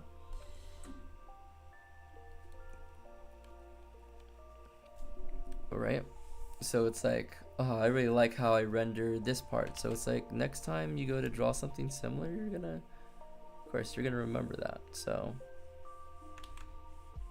now the main part is this, so we're gonna jump up in size, and I want this shape to be really friggin' bold even before I come on and render the hair on top of it.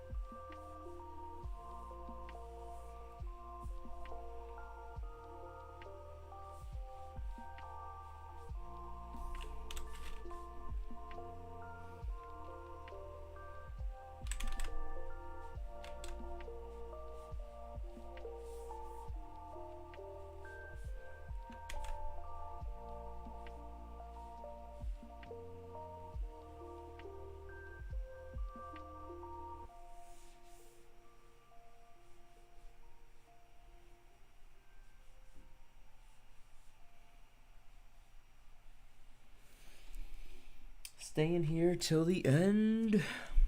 Okay. Stick around for a minute then.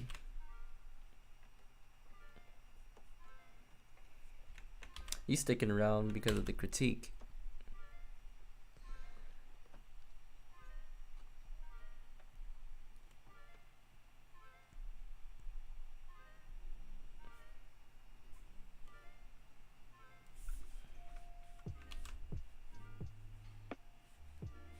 We're gonna get to that. I hate feet. So time to look at references. Feet are a struggle. Feet are a struggle. But like with any struggle, if you practice it a lot, you probably get really good at it. I am not really good at feet. I'm at the point where I can pass. I'm at like the passing level. You know what I mean? Like, it's not great, but you know what you're looking at. And yeah, you know what you're looking at. That's basically where I'm at when it comes to feet.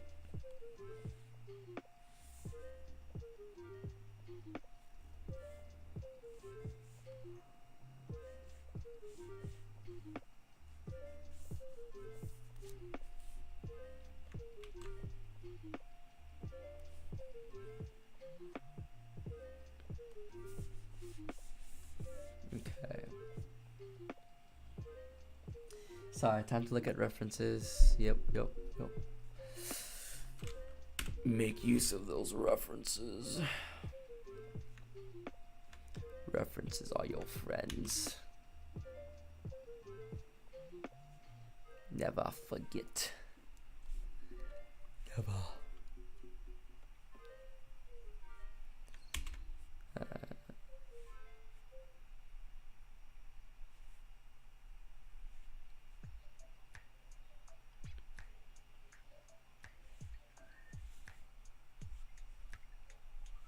There you go.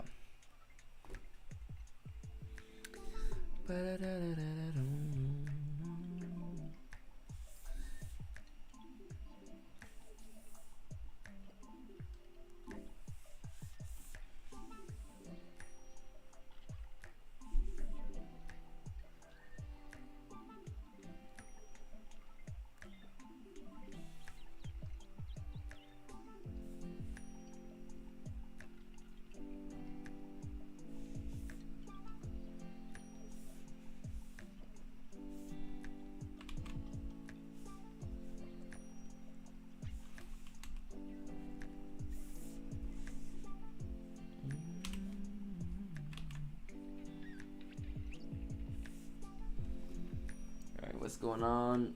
Yeah, sometimes you want to push through the rules and make whatever. Yeah, absolutely. Like pushing the rules, pushing the boundaries, like that's what art's about, you know? Like you literally can draw anything, whatever, like literally whatever. And it's like, you know, you can show it off to the world, you can keep it to yourself. Like that's the nice thing about drawing. Like you alone have the freedom to do whatever it is that you want to do, and that's pretty cool.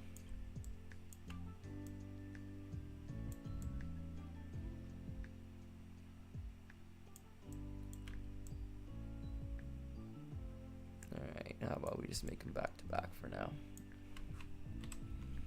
Alright, peoples, this is what we have created so far.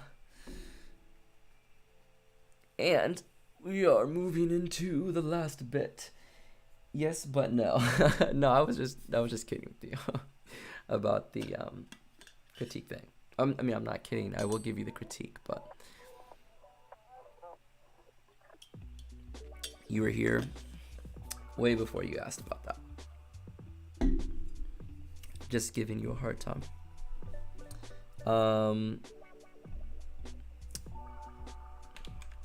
Speaking of which, I guess maybe I'll do that until I move, before I move into that last little bit.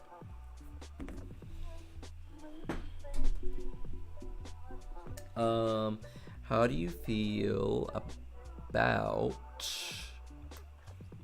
Demon Slayer? Okay, well, I feel like I could talk about that for a little bit, so I'm going to put that question to the side for now and answer that as we get back to the drawing. All right, so let's see what I can do here. Let's see. Okay, first of all, web browser. Let's go to YouTube.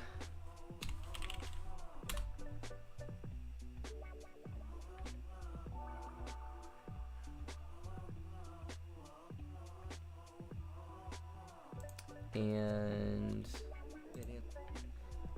let's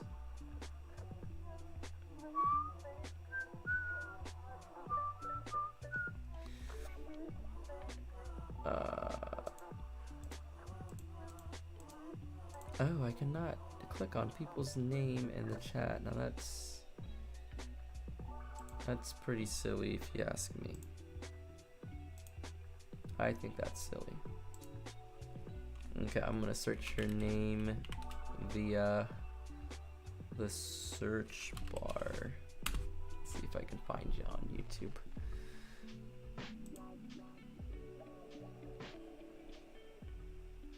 Oh shoot, you know what, I literally just clicked on your channel the other day too.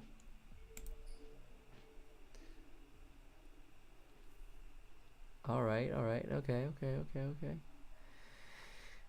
You got some, looks like you're working with Procreate. Got some Procreate drawings going. Let's see. Okay, let me share, let's see if I can figure out a way to share my screen. Let's see.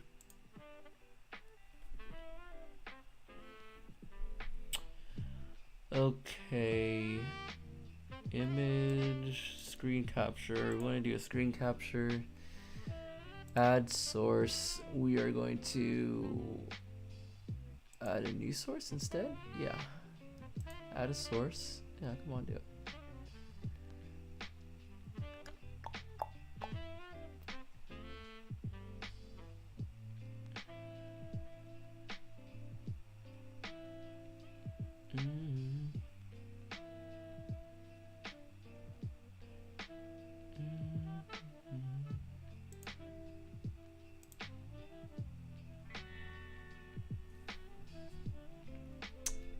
Okay, shoot. Alright. Does that show up? I think it should show up.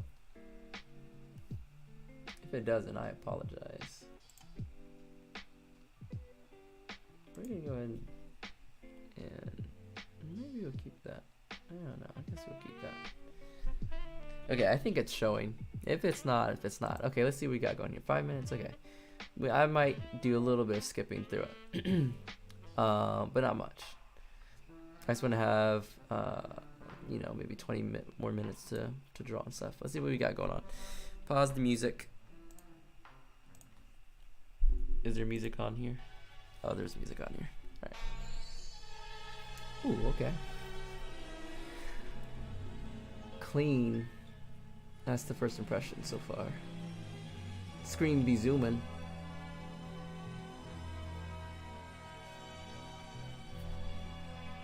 Oh wait, this is in Clip Studio. I thought the other one looked like it was Procreate. Oh, you got the details on the shoes.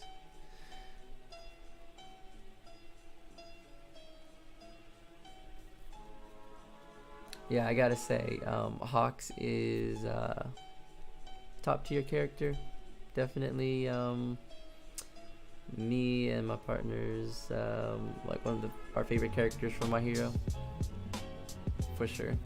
I like the music you got going with it. Okay, doing a little bit of under sketch, figure things out.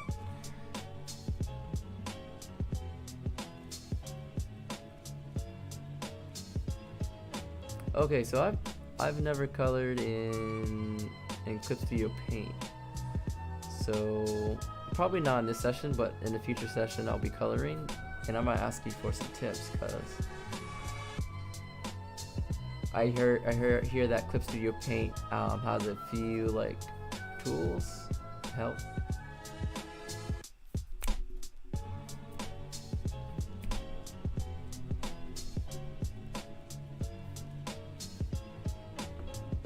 Yo, I'm jamming to this music. Hey.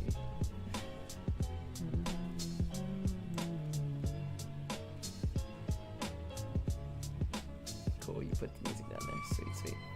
Yo, it's so detailed.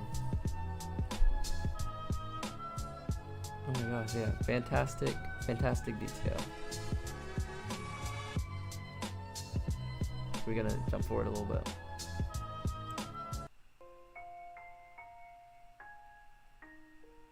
Not because it's not good, but coloring takes a while, so we're gonna look at your process. I see what you're doing here. You add in a little bit of shine. You adding in the material, making sure, you know, metal looks like metal, pants look like pants, feathers look like feathers. Okay, add in some of that detail. Let's go. Oh, I skipped too far. Maybe. Let's see. Full reveal.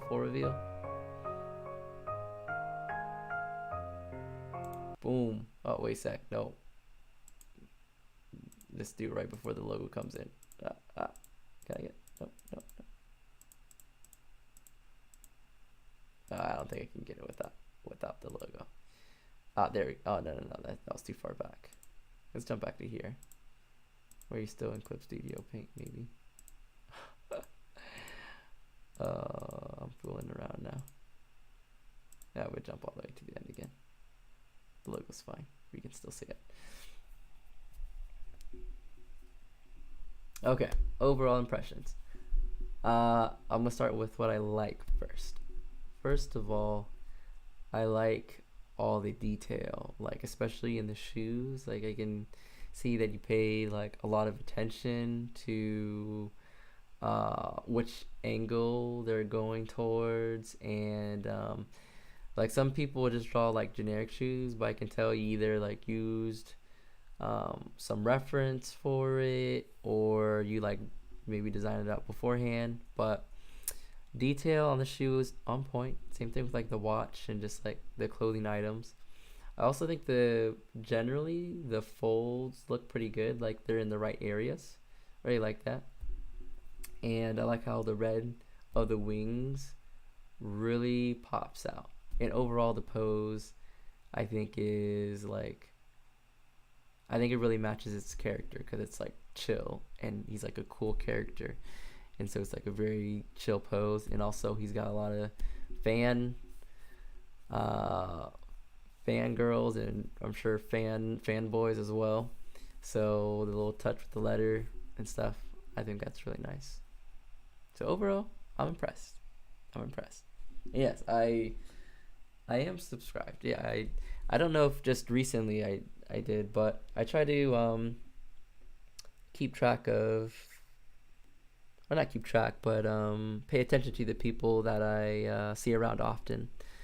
But yeah, I saw a few of the speed paints. I hadn't clicked on any of the videos yet, but the thumbnails were really good and made me want to watch stuff. I just didn't have the time to. Okay, so anyways, back to the critique. So that's the good. I will try to, I guess, maybe point out a few things. That, by the way, this is not the gospel, and this is only my opinion. So if you don't feel like this critique applies, disregard it. But anyways, with that out of the way, I do want to say one more positive thing. I think he did a good job with the hands, and it looks like they're resting pretty naturally and like they're in the right pose. One thing that looks a little off to me is, I know this is anime, but I think the head is a little bit too large. I feel like that needs to be decreased just a little bit. And you know what? Let's just go ahead and bring this into Clip Studio Paint, and maybe I can draw over it a little bit too as I talk. Perhaps. I'm not a critique channel, but we are offering just a little bit of critique for right now, just for you. All right.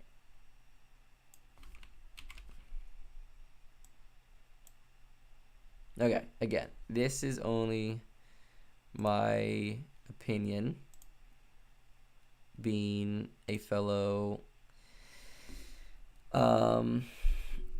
artist that's also still learning and on the art journey. Okay, so I think the head could be a little bit smaller. So I'm not gonna give like the correct proportions or anything like that, but I feel like this head could maybe fit more into something like that size.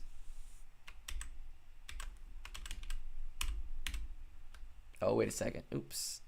I need to go back to Streamlabs. I'm screwing up here. Okay, screen capture. We don't need you anymore. Okay. I think the head can be shrunk down a little bit in size. And I liked how you were drawing underneath to make sure things were kind of lining up. And this might also kind of be part of like the hair is a little bit on the bigger side. But just in general, I think you can maybe get away with making this head a tad bit smaller, because I think it takes up just a tad bit too much space proportion-wise, even though it is anime. The second part would be, I really like the folds here, but I think this part of the arm needs to be like a little bit straighter coming down, and there seems to be like this indentation right here, which makes his arm feel like it'll like fit in right here, which would make his arm like really skinny. So I would maybe pull out this clothing fold just slightly so it can make it look like his arm's actually going like that. And then the final thing is, I could be off about this one, but I feel like this arm should be slightly like rotated, but I don't know, maybe not, because you can rotate your wrist. I don't know, that's probably fine, to be honest. It just, for some reason, it kind of jumps off at me, or jumps out at me. And then I think the shoulder can come in a little bit, but I think those are like really small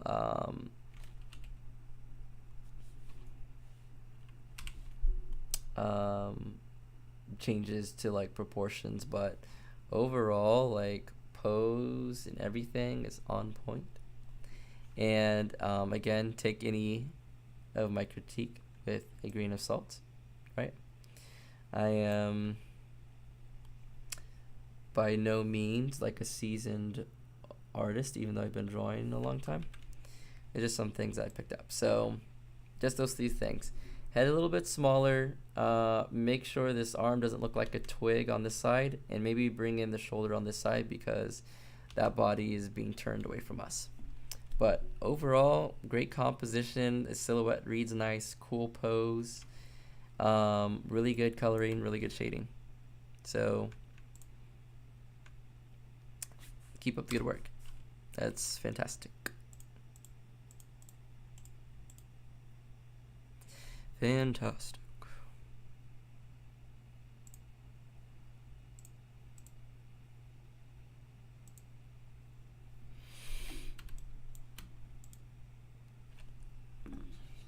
Okay, just checking back in the chat real quick. Okay, oh my gosh, you subscribed too.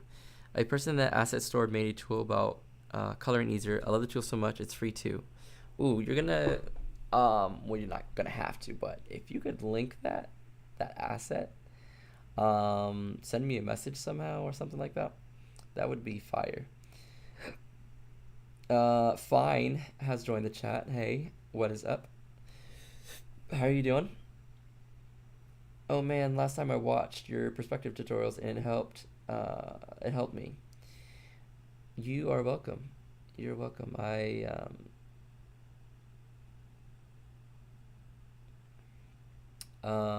Ooh, what was I gonna say? I just lost my train of thought. Oh, perspective is always a challenging thing, and so I have learned to break down perspective in a way that's easier for me to understand. So I plan and hope to make many more videos about perspective because there's a lot of stuff that I still haven't touched that I want to touch about perspective.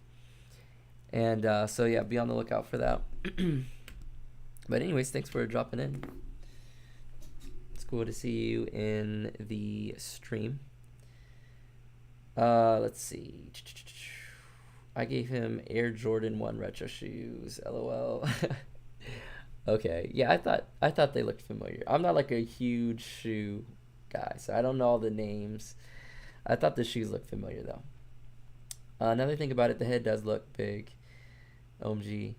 I tend to make heads a little bigger. It's a bad habit. Gotta fix that. That's not necessarily a bad habit. Again, it depends what style you're going for. And again, you're going for anime, and like anime characters like tend to have bigger heads. But if you want to kind of age up a character, if you make that head a little bit smaller, like for Hawk specifically, I think again, this is my personal opinion, I think it'll look a little bit better. But there's nothing wrong with big heads. Nothing wrong with big anime heads, for sure. Especially if that's your style, then like stick with it. Also, I can't see what you're working on. Oh yeah, sorry about that. Thank you so much. I'm crying. Tears. You're welcome.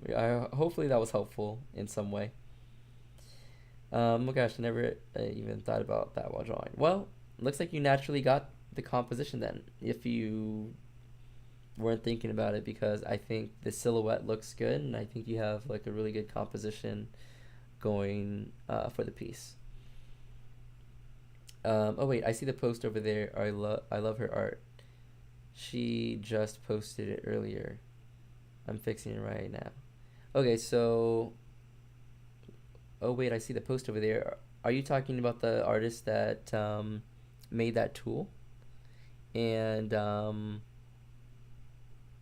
if so, type the name of that artist or that person that made the asset, if you want to share. But I haven't done any coloring in Clip Studio yet, so looking for references. All right, well, while you are working on that, I'm going to go ahead and get back to drawing myself, and we are going to talk about the next thing. But anyways, thanks for letting me critique your art. Hopefully that was more encouraging than anything else. I think it looks really good. Okay, so we'll close out of that, and we will delete that screen capture. Yes, please. Okay, so what I want to talk to you guys about is a draw this in your style challenge. And this is the character and the pose. The artist mentioned that we can change the pose, but typically from the draw this in your style challenges, I've seen people just use the same pose but kind of do their own rendition of it. So that's what I'm going to do right now for a couple of minutes. We're just going to get the pose down, and then if I want to turn it into a finished artwork later, maybe I'll do it. But the name of the artist is Likelihood Art. You can find them on Instagram at Likelihood Art, and they've got some fantastic illustrations, very detailed. Your coloring is awesome. Line work is top notch as well. So let's go ahead and get cracking on this, and then I will kind of respond to any questions I have not answered yet. Okay, so we're gonna go ahead and put this layer in this folder, and we'll go ahead and get rid of those. All right.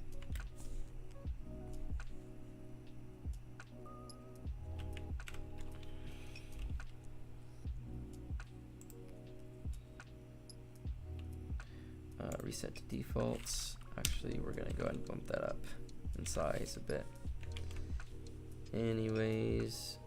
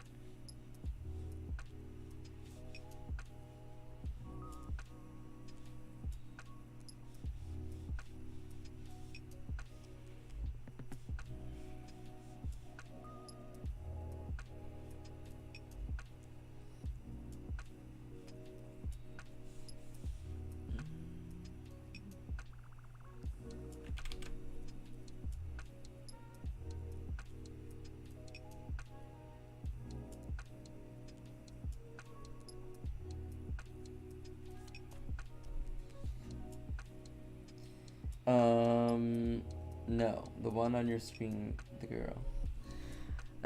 Oh, yes. Okay, I didn't know that's what you're referring to. Yeah, again, I guess I already announced the artist name, but Likelihood Art, you can check out her Instagram page if you want to see more of their work. And I think this is this might be a sponsored Draw This in Your Style challenge by I think it's being sponsored by maybe even Clip Studio, to be honest. Probably Clip Studio. They've been sponsoring a lot of people recently. I feel like, I don't know, maybe it's just me, but I feel like they've gotten like really big in the past like the past year. I don't know if maybe someone can confirm if that's true or not. I just feel like I've seen more of Clip Studio stuff now than I ever have before. So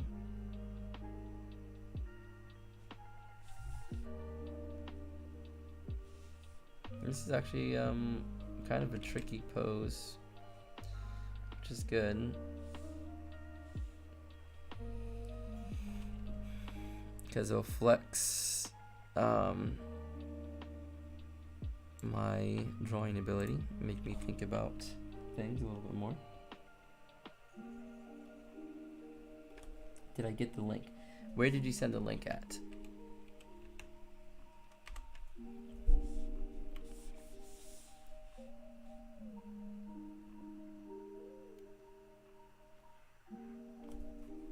She's also a self-artist too. Hey, let's go. All right, self-taught artist all the way. Like, I just didn't have the like community around, like in a local area, to be able to like take classes. And even if I did, I don't even know if I'd be able to afford them. And I definitely could not afford art school. Probably now that I've worked, but at this point in time, I feel like I know what I need to learn and practice. And now I probably more than anything would be just like having a mentor would be like probably a good thing to have. But in terms of like art school, I you know, I feel like I may be past that. In terms of, I feel like I'd probably get more use out of having like an art mentor to guide me through what I need to know, versus simply sitting in a classroom, because like I know the type of stuff that I want to create, and so I don't necessarily need help like trying a whole bunch of different type of art styles out to figure out what kind of artist I want to be. I know what I want to accomplish and create. I just need the mentorship and the time to be able to do so.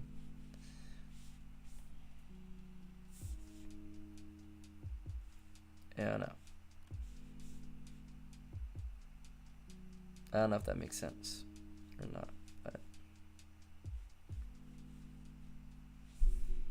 that's just kind of the way I feel about that.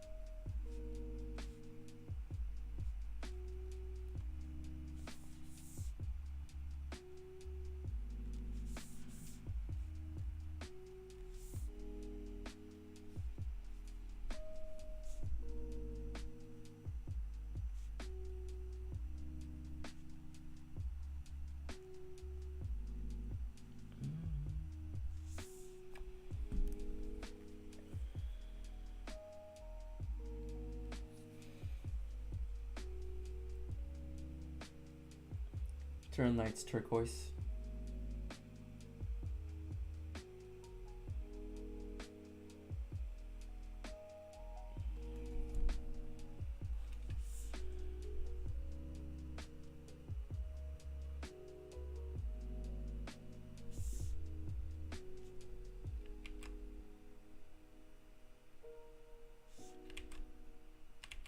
I'm struggling with the feet.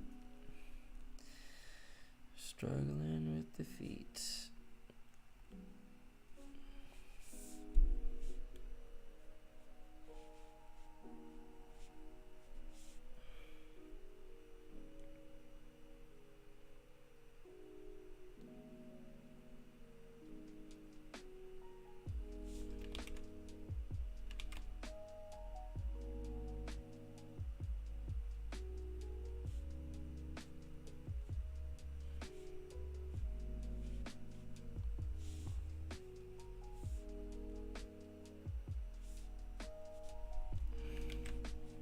And I kind of feel like she should have a second arm back here, or if not, it's like, I don't know, have this second arm doing something, maybe.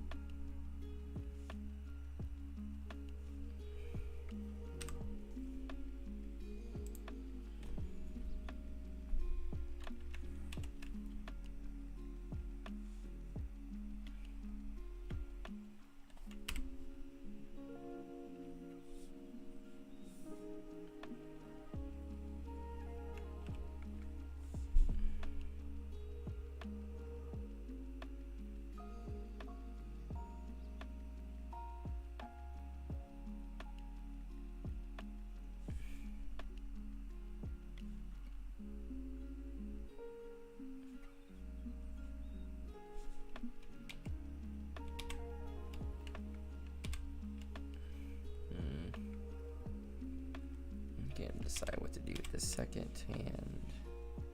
I kind of want to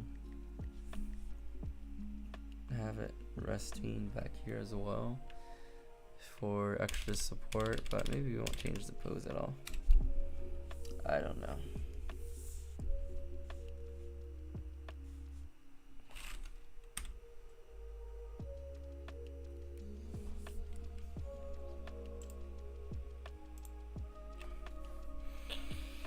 Oh, the struggle.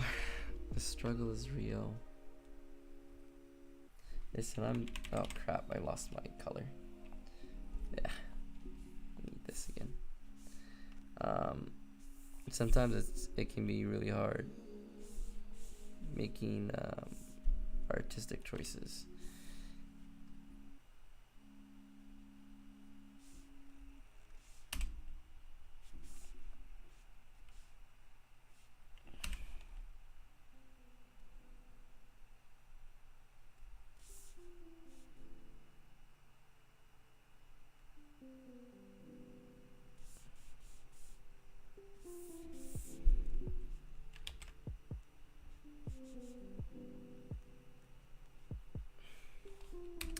So I don't know about you guys, but I don't think I've ever really participated in a draw this in your style challenge yet. So this is kind of like a first for me, so I'm gonna be honest, I don't really know exactly how people approach these kinds of things. Have you guys done any draw this in your style challenges?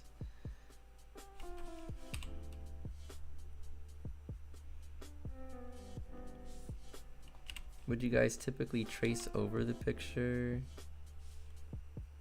What would be your approach? I'm curious now.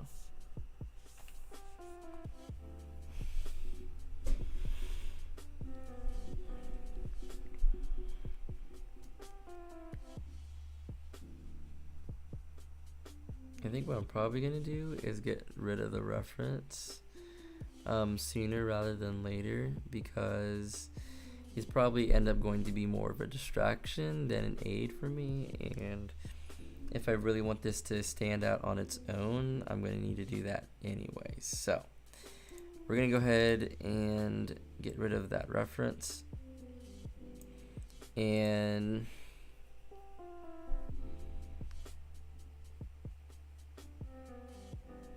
try to figure out what we want to do more so with this pose.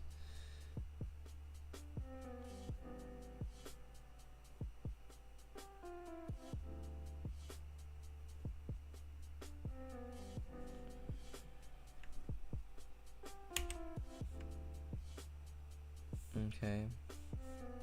Oh no, kind of looks like her body would be like twisting, and if so, her like other hand could definitely kind of like drape over here.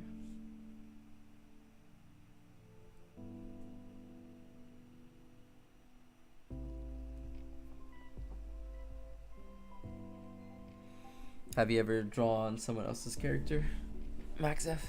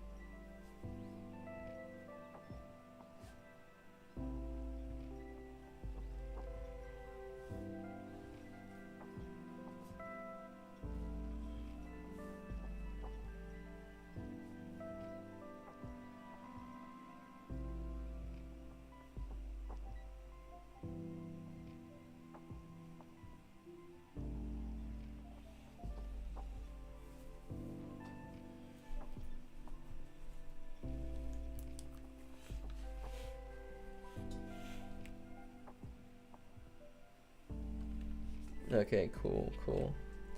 The only thing that I've done, challenge-wise, drawing someone else's character was for an art fight. event. Are you guys familiar with that?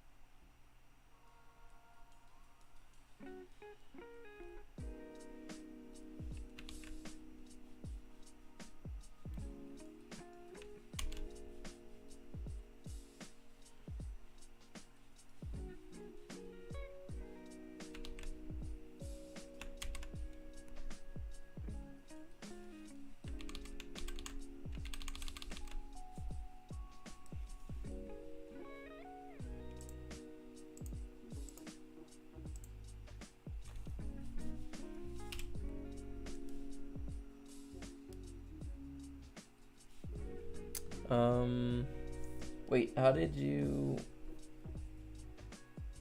send the link? Did you send the link somewhere?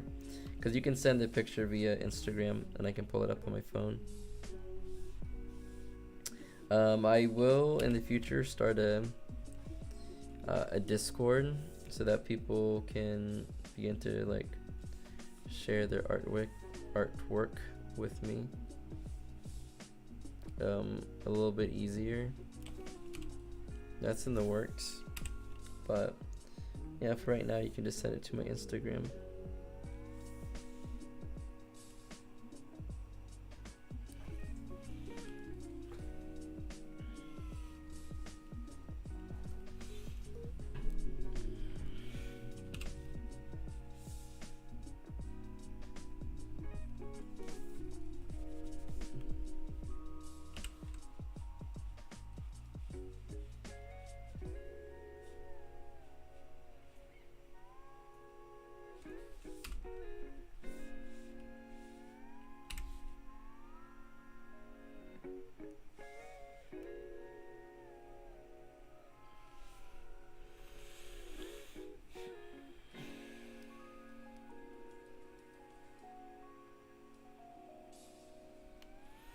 I can definitely feel you on that anxiety thing about Discord, and if I ever do get around to creating one, I would part of the issues that I've had like so far is that servers are like way too big and there's too many people. So if I ever created Discord, like I would limit the amount of people that could be in there. I don't know how I would do that, but I think you can add something like that. So maybe it would be like, you know, maximum like 10 to 50 people or something like that. I don't know. I haven't created Discord for that exact reason. I feel like it would be a lot of work to manage it. So someone before offered to like be a moderator, and I'm just like, just not gonna start up a Discord yet because of those reasons, right? So I definitely feel you on the anxiety of Discord, but if I create one, I would try to make it where it's just like very casual, and so like when I do streams, I could also do streams where like multiple people are drawing at once, and we can just like all be on chat and we can just like draw together and, you know, have some music playing type of thing.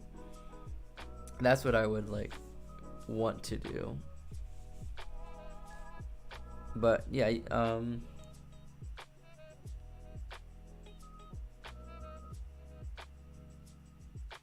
is your Insta messages open? Yeah, they should be. Like Instagram messages? It should be. Just let me know when you send something and where, and then I'll go check for it.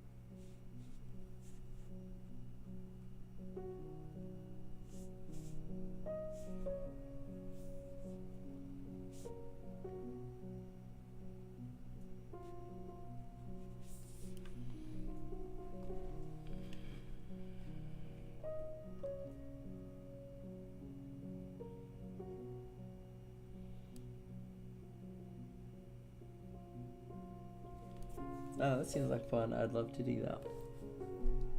Yeah, I think it would be pretty chill. If I did a Discord, I'd keep it really chill and not bother people too much, not ping people, and I would try to make it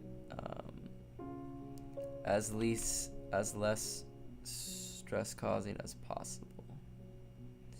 Like, I would like it to just be a hangout spot occasionally if people want something like that every once in a while. I am one of those people that, you know, enjoys their not socializing all the time in their alone time. So, like, I understand the anxiety that goes with Discords and socializing and that kind of thing. I kind of missed that Pokemon drawing you did. It was so pretty. I'm not gonna lie, I don't know what drawing that was. Was the Ice Climbers? I don't know if I've drawn any Pokemon before, but I imagine I've drawn something akin to it, very similar to it, so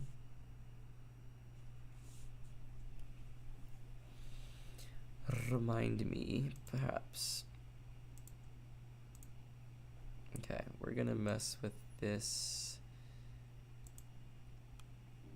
a little bit. Okay, what I want to do is take this. Where's my reference? Right here. Okay, we're gonna put this in here as well. We're just gonna take this whole folder and we're gonna move this over, something like that. Okay, maybe not that far over. We're gonna zoom in.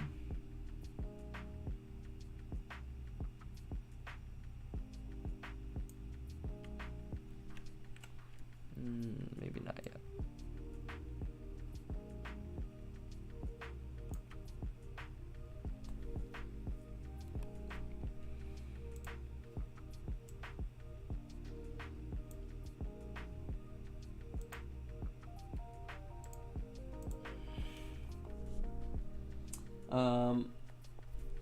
I tend to have an overthinking problem due to having annoying experiences. I keep checking if I accidentally posted something dumb or make sure I didn't leak any personal info. I feel that way about the internet in general, and that's why I don't really use social media a lot, especially for, like, you know, my personal account, because it's like kind of that same overthinking type of thing.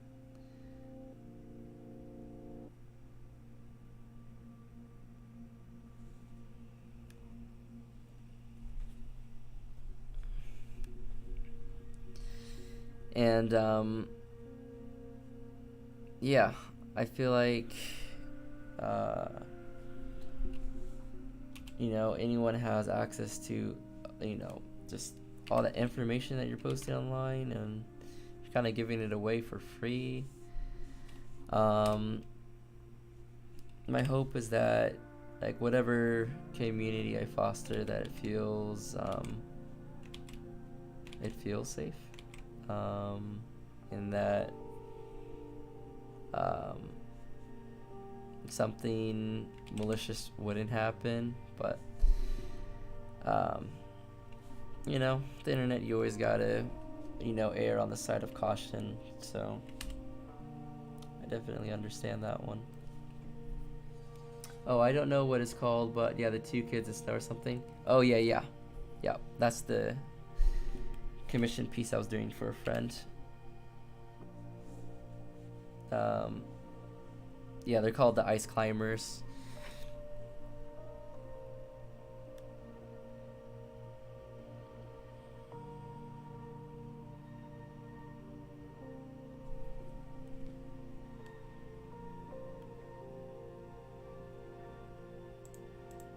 And thank you. Glad you liked it. Okay, I like to just keep on duplicating layers until I create what it is that I'm truly going for. We're gonna make this eraser a lot bigger. Okay.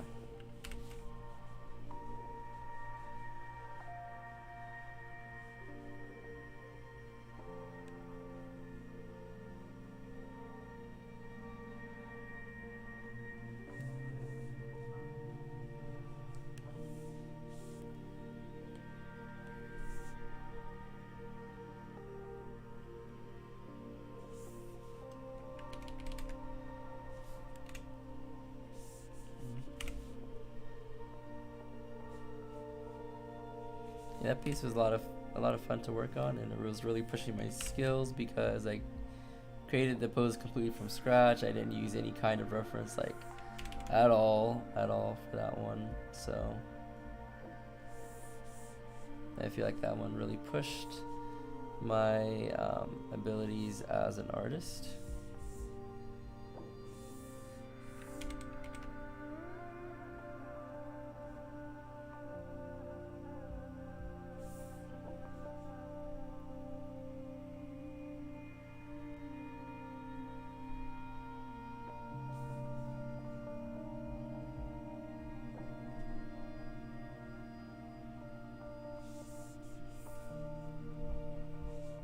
Okay, so we're gonna keep this on for a second.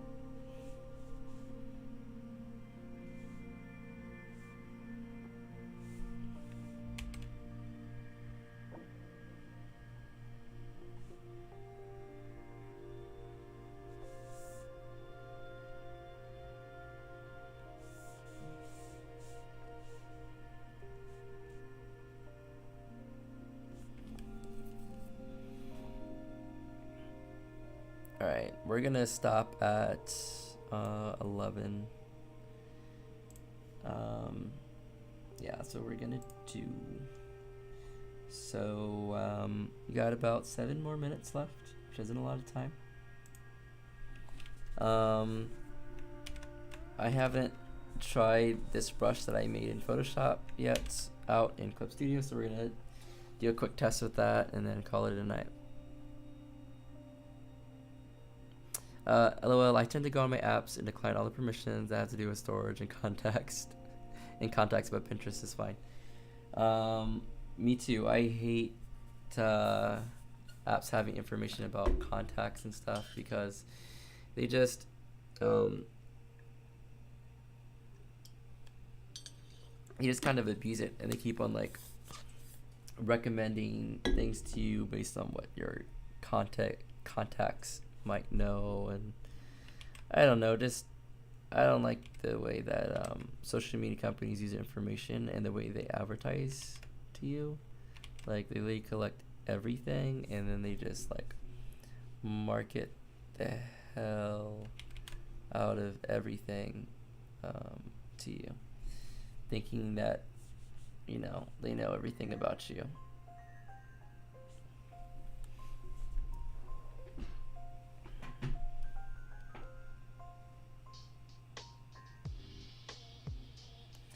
Yeah, for hair, I kind of want to, I don't know, I kind of want to change it up, but the drawing itself is so good that I'm honestly feeling really intimidated to do this, draw this in your style, because like that style is kind of unmatched and it looks so good already, so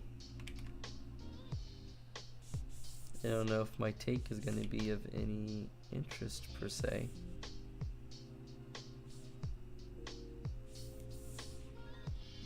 So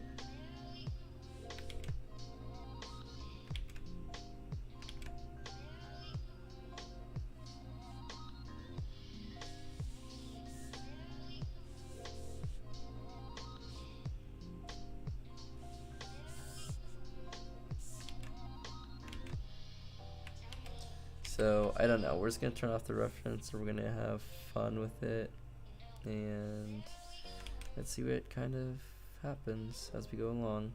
But we only have a couple more minutes, so We're not gonna get super far. We'll just try to get as far as we can for now.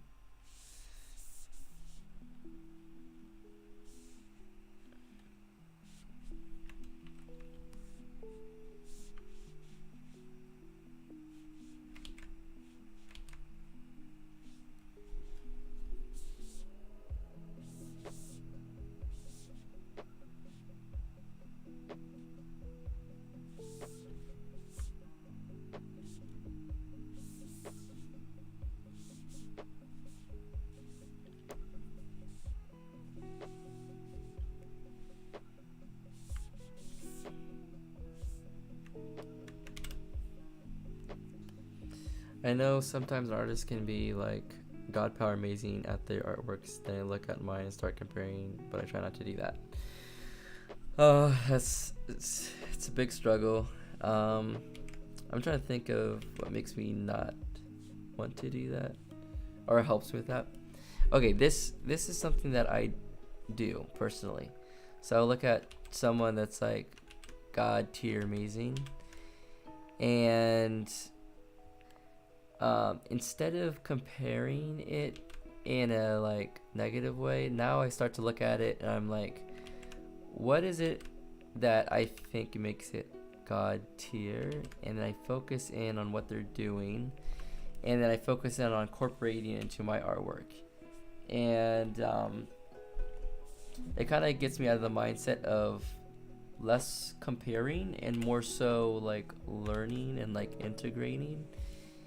And I'm so focused on the learning aspect that I kind of honestly forget to compare myself.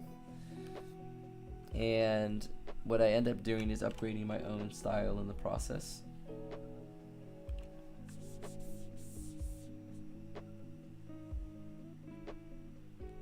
Okay, so I was kind of tempted to look at the photo again, but I'm not going to use a reference for the rest here.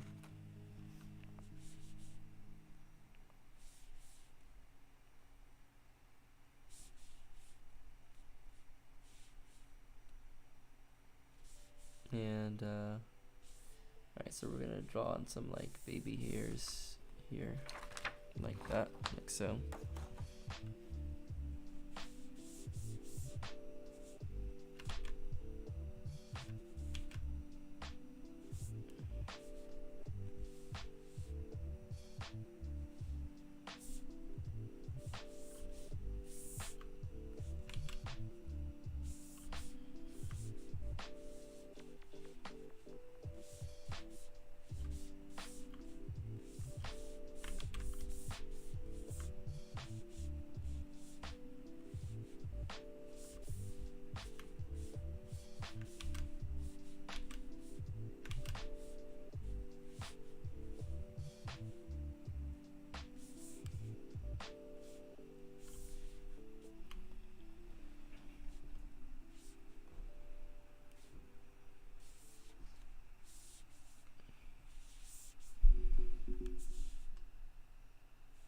And I'm just going to go ahead and draw on this ear, even though it's not necessarily going to be visible.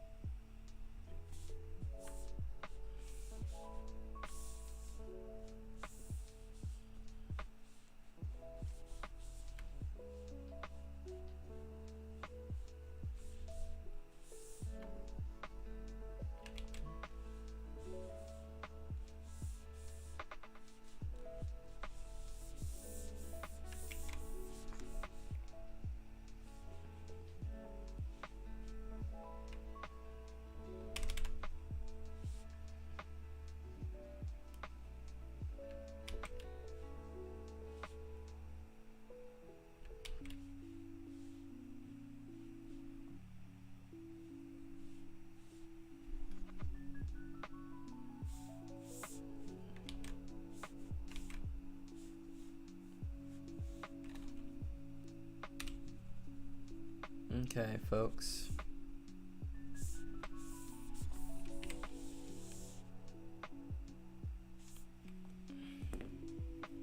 It has hit 11 o'clock. So I'm going to put the pencil down for now. And read this last comment as we close out.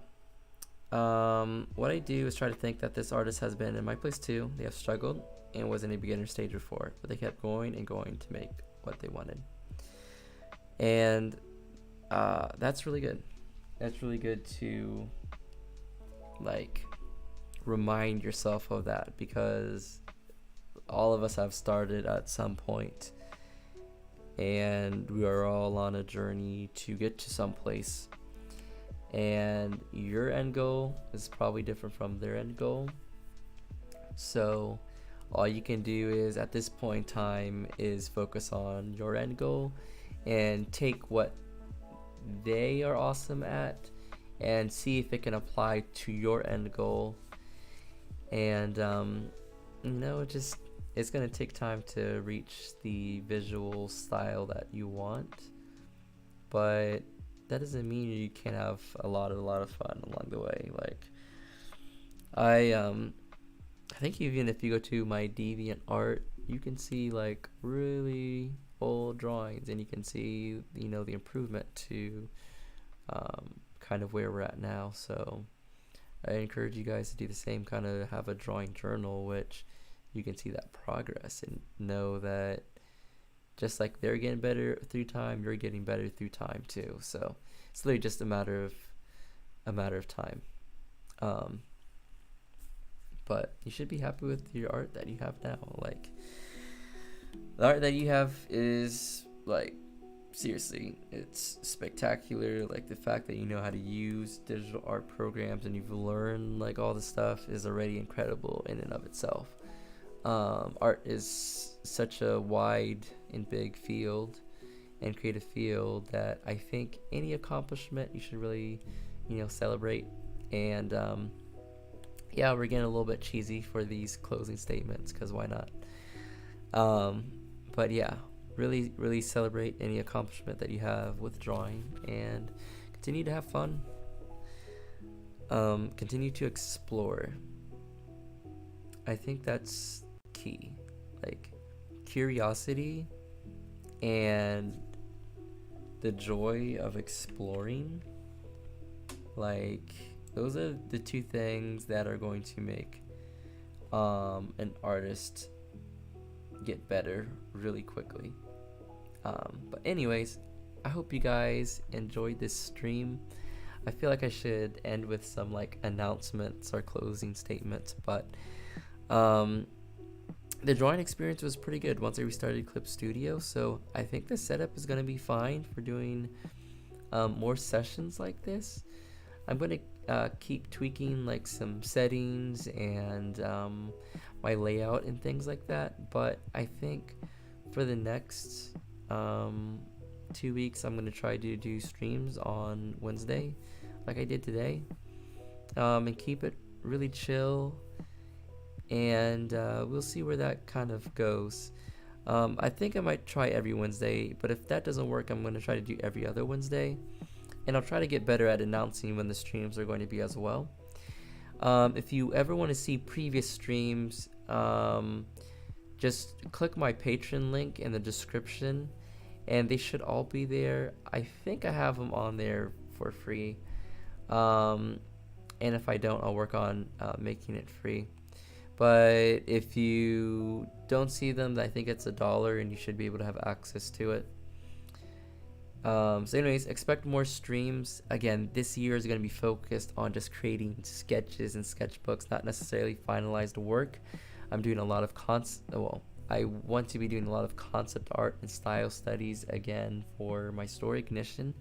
I've written my first arc out, and I'm excited to illustrate it, but due to time constraints, I haven't started working on that yet. So in the meantime, all I can do is just have fun sketching and drawing, and that's why we're doing these live streams. So I appreciate all of you guys for coming out, and I hope you guys enjoy the rest of your night. or day. I don't really know what time zone you guys are in, but anyways, thanks for stopping by. Yeah. Yep, that's it. So peace, take care, and until next time, deuces.